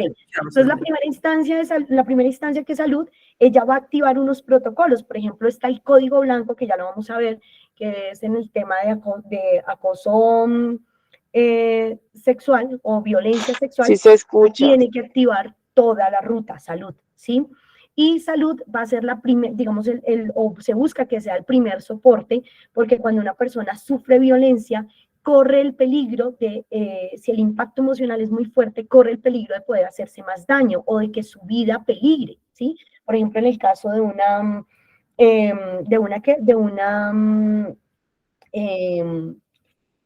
de un posible hecho, por ejemplo, de suicidio, ¿sí? Entonces, por eso siempre se dice que se busque atención en el lugar de salud.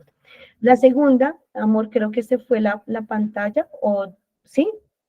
Ah, no, ahí lo estamos viendo. Ok, la segunda es denunciar el delito, ¿sí?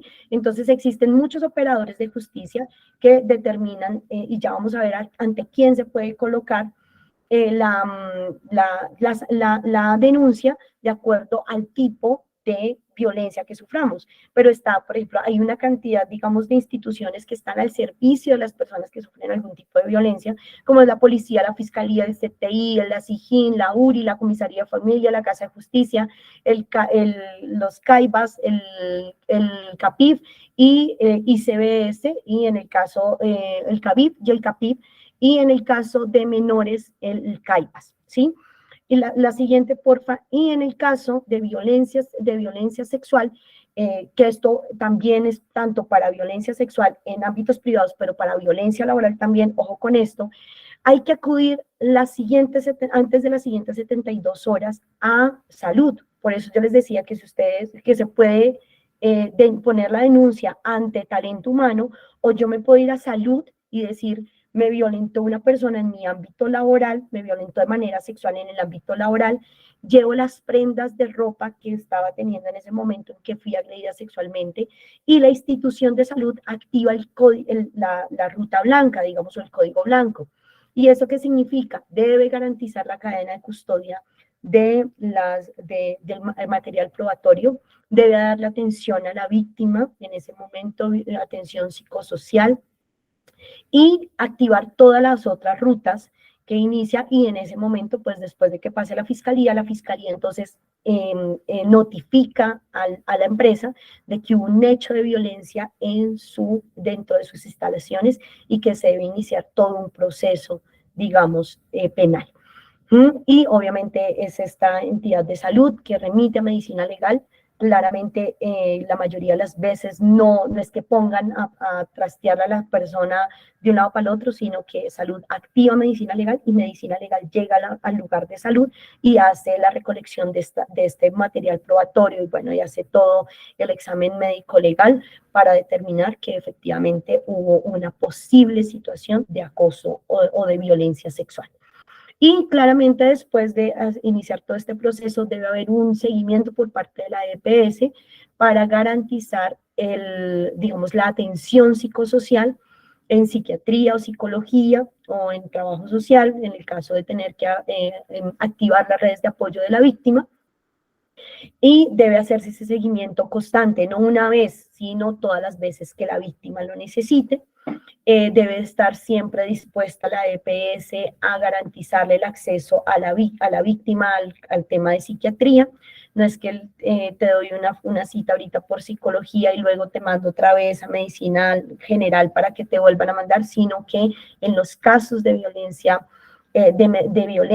las EPS deben darle de una vez la posibilidad a las personas de entrar de una vez a psicología. Y obviamente en estos casos pues se divide y el proceso psicológico o la atención psicológica debe darse de acuerdo, digamos, si es violencia intrafamiliar o sexual sin lesiones personales, es decir, lesiones personales, aquí hablamos de mientras me agredía sexualmente, me dio una puñalada, por ejemplo, una perforación de pulmón, eso se llaman lesiones personales, ¿sí? Solamente, digamos, hubo la penetración o el acto sexual, sin que se perjudicara, digamos, de manera más fuerte, porque se perjudica el cuerpo, pero de otra manera el cuerpo, como por ejemplo lo que les decía, una puñalada, ¿sí? Y pues obviamente en el proceso penal, la violencia sexual como tal y las lesiones personales, en el caso de lo que hablábamos anteriormente.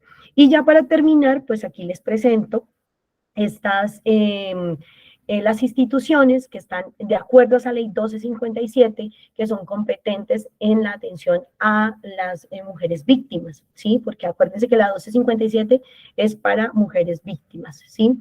Entonces, el hospital atiende violencia sexual, física y psicológica, las comisarías de familia atienden las violencias en contexto familiar, la fiscalía debe atender todo tipo de violencia contra las mujeres, incluidos sus centros el CAIBAS, el CAPIF y el CAVIF, que el CAPIF, por ejemplo, es para el centro de atención a personas víctimas de violencia en el contexto del conflicto armado, y el centro, el CAIBAS y el CAVIF es para víctimas de violencia, atención a víctimas de violencia sexual. El CAIBAS es para niños y niñas o menores de 18 años.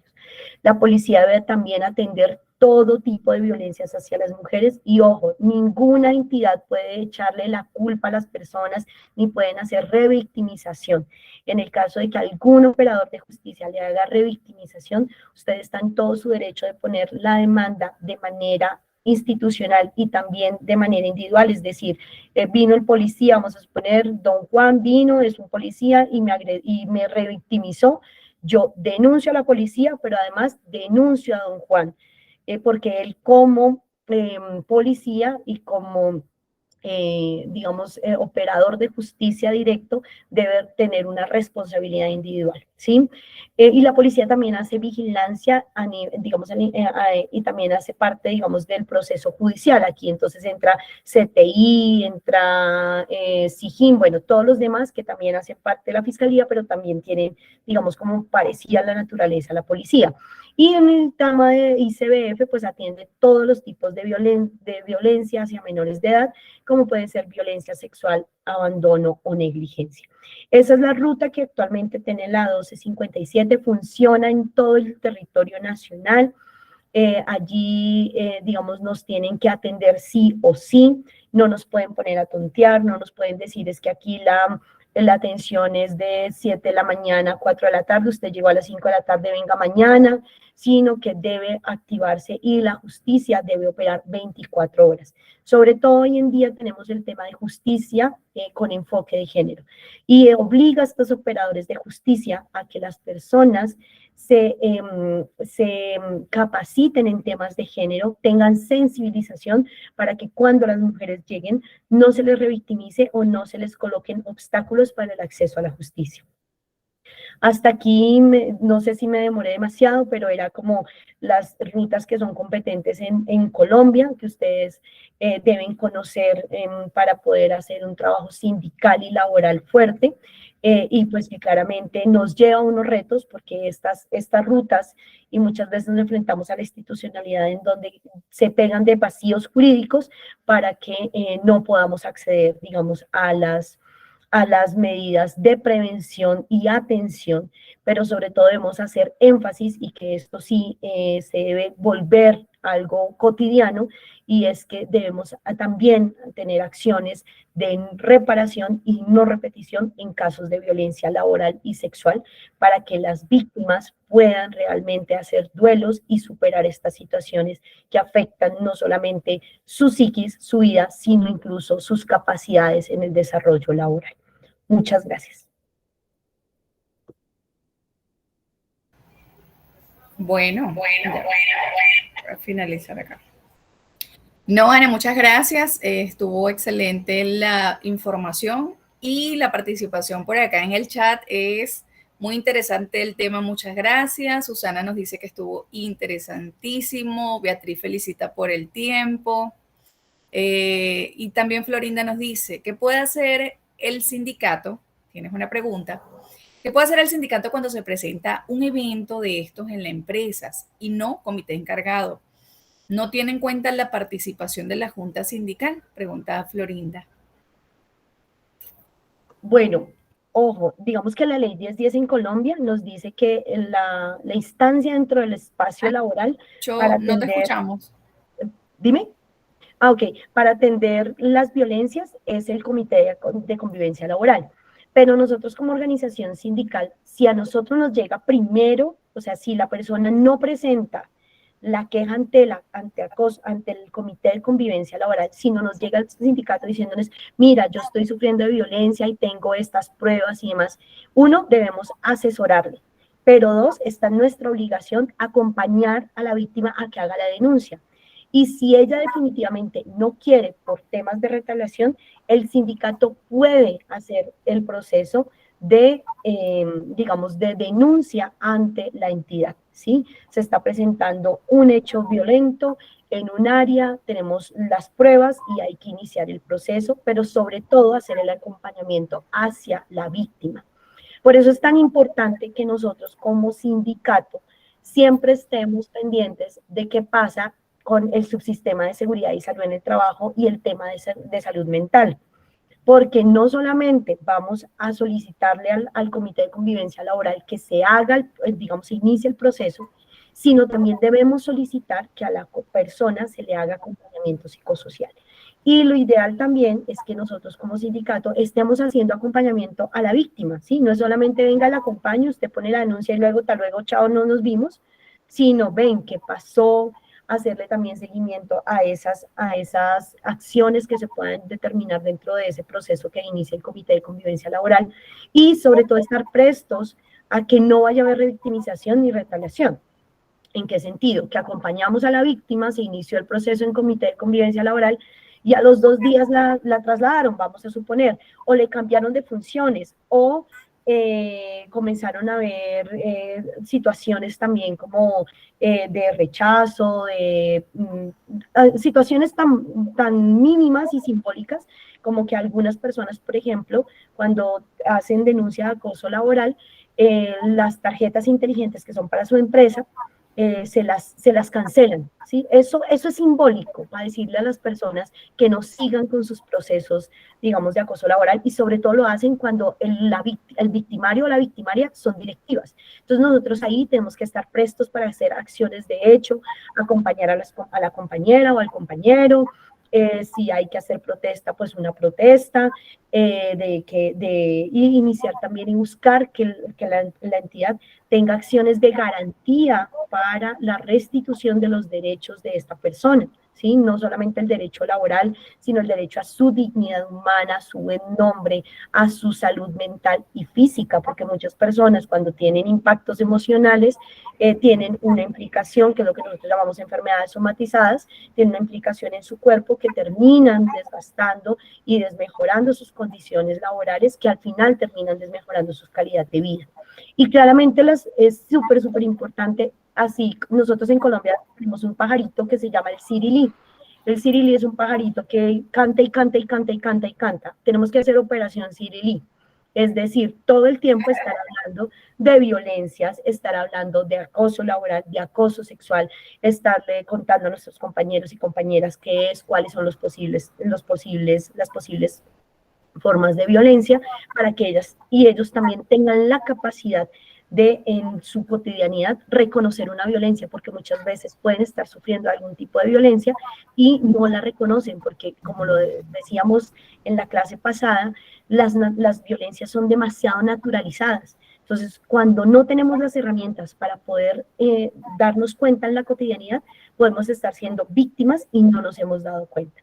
Y claramente siempre entender, la víctima no tiene la culpa. No hay que decirle a usted qué le hizo al jefe que ahora la trata tan mal o que siempre ha tratado mal o por ejemplo, llévelo por la buena, dele cositas. No, nada de eso. Hay que tratar las violencias como deben ser. Así es.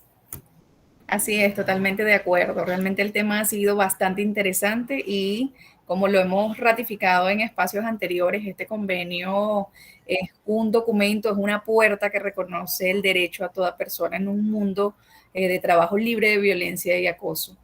Qué bonito poder hablar muy pronto a la altura del Perú con esta ratificación. Por acá pues tenemos diferentes felicitaciones, excelentes comentarios, pero quiero darle la palabra a Florinda Quiñones que está acá atenta y presta. Adelante, señora Florinda. Buenas noches. Bienvenida. No, mi pregunta fue porque yo pertenezco a la Junta del Sindicato en la empresa de trabajo y hemos tenido casos de acoso laboral. Entonces, ¿qué pasa? Que las compañeras, ellas vienen donde uno y dicen, ve, me pasa esto, esto y esto. Entonces uno le dice, bueno, entonces hagamos esto y vamos a ir al comité de convivencia. Pero a ella les da miedo porque dicen, no, que después las jefes toman represalias con uno. Entonces yo, por lo menos en mi caso, yo les he dicho, yo no puedo ir a hablar por ustedes. O si ustedes me lo pasan por escrito, nosotros podemos ya intervenir. Pero de lo contrario, yo como voy a decir algo al comité de convivencia y después ustedes van a negarlo. Entonces queda maludo. Sí, precisamente complementando la misma pregunta de Florinda, tenemos algo en el chat, Ana, antes de que respondas. Liliana Contreras pregunta, ¿qué hacer cuando pertenecemos al comité laboral y se interpone la queja entre dos compañeros, uno sindicalizado y la otra no? ¿Debemos considerarnos imposibilitados para estar en ese comité? ¿Qué hacer cuando las órdenes son siempre verbales sin testigos ni documentos que sean evidencias? Bueno, aquí hay algo fundamental, y incluso la ley 1010 también habla de la denuncia temeraria, ¿no? Y eso también se puede convertir en un tipo de acoso, o se puede tomar como un tipo de acoso. Y es decir, o falsa denuncia, es lo que nosotros llamamos denuncia temeraria.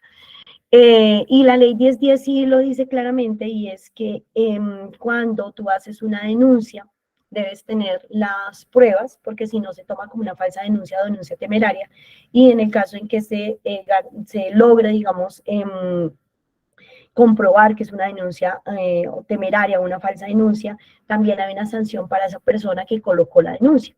Desafortunadamente nosotros los trabajadores y trabajadoras, sobre todo por ejemplo en el ámbito público, debo decirlo, nunca guardamos evidencias, siempre o lo dejamos de despiste. Ahora, hay muchas formas de tener o lograr, digamos, tener pruebas. Acuérdense que la Corte Suprema también ha dicho que los pantallazos de WhatsApp o las conversaciones de WhatsApp también son pruebas, porque antes nos decían es que si no es por correo institucional, no es una prueba. Y pues obviamente las victimarias y los victimarios lo que hacían era que todo el tiempo nos utilizaban el WhatsApp para decirnos cosas y no se podía comprobar. Hoy en día se puede comprobar a través de WhatsApp, a través de pues testigos, puedes hacerlo también a través de incluso videos de cámaras, ¿sí? Porque hoy en día las cámaras están presentes para cuando haya hechos de violencia física. O también se pueden tomar algunos documentos que tú se los envíes por correo electrónico, y si una persona te vuelve 4, 5, 6 veces el documento, se puede llegar a decir que ya es un proceso, por ejemplo, de persecución laboral, sin que haya alguna mala palabra. Todo, o sea, tenemos que aprender a ser muy sagaces, perdón la expresión, pero sagaces para poder encontrar las evidencias, porque siempre se dejan evidencias, eso es importante, ¿sí? Siempre hay una evidencia, de alguna manera tenemos evidencia, lo que pasa es que no la recordamos y por eso es importante, digamos, el acompañamiento jurídico, ¿sí? Para que podamos contarles qué es y qué no es una evidencia. Y en el caso, por ejemplo, que decía Florinda, claro, las personas le tienen un miedo atroz a que haya retaliaciones. Y muchas veces uno como sindicato va y dice, mire, está pasando esto y esto. Si la persona no quiere denunciar, si definitivamente no quiere denunciar, nosotros los sindicatos tenemos varias oportunas. Digamos que ahorita actualmente la tenemos con el ministerio, y es que incluso podemos solicitar inspección a la empresa. Podemos solicitar una visita de un inspector o de una inspectora a la empresa para determinar si hay posibles hechos de agresión, ¿sí? O podemos solicitar a la empresa propiamente que se hagan acciones, por ejemplo, a través de la ARL para determinar cómo está el clima laboral, una encuesta de clima laboral. Eso nos permite a nosotros comenzar a demostrar, por ejemplo, si hay acoso laboral. Porque aquí, ¿qué ocurre? Y esto es importante que lo tengamos en cuenta. Muchas veces el victimario, la victimaria o el acosador o acosadora siempre comienza con una sola persona, pero al final terminan involucrados varios. O sea, no solamente digamos, es solo con una persona, sino lo puede repetir con varias. Y puede hacer que ninguna de esas personas del área hable, pero si hacemos, por ejemplo, una encuesta, puede eso salir allí a partir digamos, de procesos de revisión de ambientes laborales. Ahora, lo que preguntaba la compañera, si yo estoy en un espacio donde hago parte del comité de convivencia laboral y resulta que la queja es contra el presidente de mi sindicato, vamos a suponer, pues yo qué debo hacer, yo debo declararme impedida porque yo soy parte de ese sindicato, supongamos yo soy la vicepresidenta, pues obviamente yo no tengo la capacidad ni la neutralidad para ser objetiva y yo debo por encima de cualquier cosa garantizar los derechos de mis compañeros y mis compañeras. Eso hace parte de la ética sindical, ¿sí? O si, por ejemplo, es muy amigo mío, o mi pareja, o mi expareja, o un familiar, siempre debo de poner los intereses colectivos por encima de los individuales. Y declararme impedida, puedo solicitarlo, debo decirlo, porque acuérdense que para eso existen los suplentes. Entonces, si hay un caso en donde yo no pueda estar, puedo solicitar que se active un suplente para que en este caso puntual me represente o me reemplace y pueda darse esa neutralidad para la persona víctima. Así es.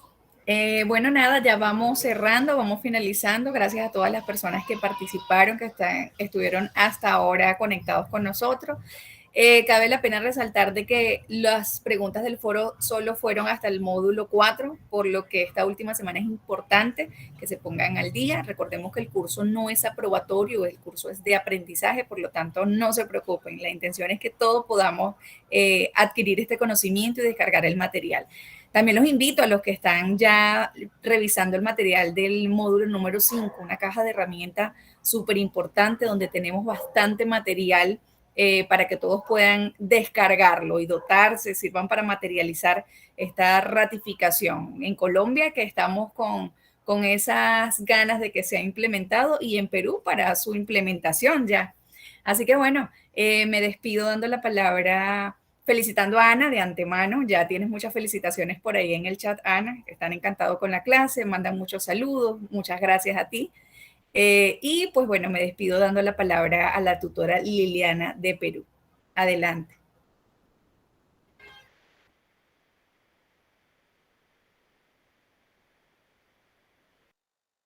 Silenciada. Liliana Preciosa, tienes Liliana Preciosa, tienes el audio cerrado. Sí. Bueno, disculpen. No, nada, agradecerles a todos ustedes, a todas y a todos por estar en esta sesión. Creo que ha sido muy rica para ustedes. Recordarle que mucho de lo que ha expuesto Ana María, de lo que ha expuesto Edgardo, está en los materiales de los módulos. Revísenlo de manera simplificada, hagan lo suyo. Y yo los invito a que participen en los foros, esta oportunidad que dan en el curso, de que puedan, alguien se le pasó el foro 1, el foro 2, han dado los links. No se trata de que nos den grandes lecciones, pero sí la participación está siendo tomada en cuenta, según nos han indicado, para la certificación. Entonces no dejen de hacerlo, ¿no? Un ratito se toma su tiempo, tienen de aquí al módulo quinto 7 días y lo hacen, ¿no? Eso, gracias por todo. A todos. Muchas gracias, muchas gracias. Sí, esa es la complementación del módulo 4, sí me di cuenta. Sí, Muchas señora. gracias. Muy interesante. Bueno, feliz noche para todos y nos vemos Hay que prender la próximamente. cámara para la foto. Que te pides. Ya lo iba a olvidar. Que todas prendan la cámara para la foto final. Puros rostros hermosos. ¿Ah?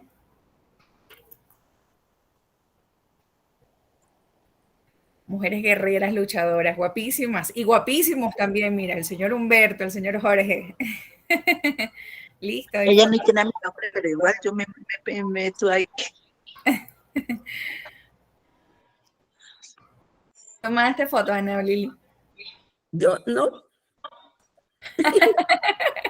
Yo no tengo la pantalla completa, la tienen ustedes nomás. Yo veo a 9 personas nomás.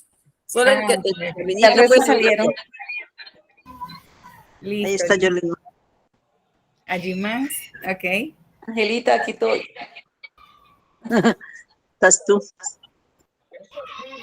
Feliz noche, esta mañana. Sí, un abrazo. Gracias.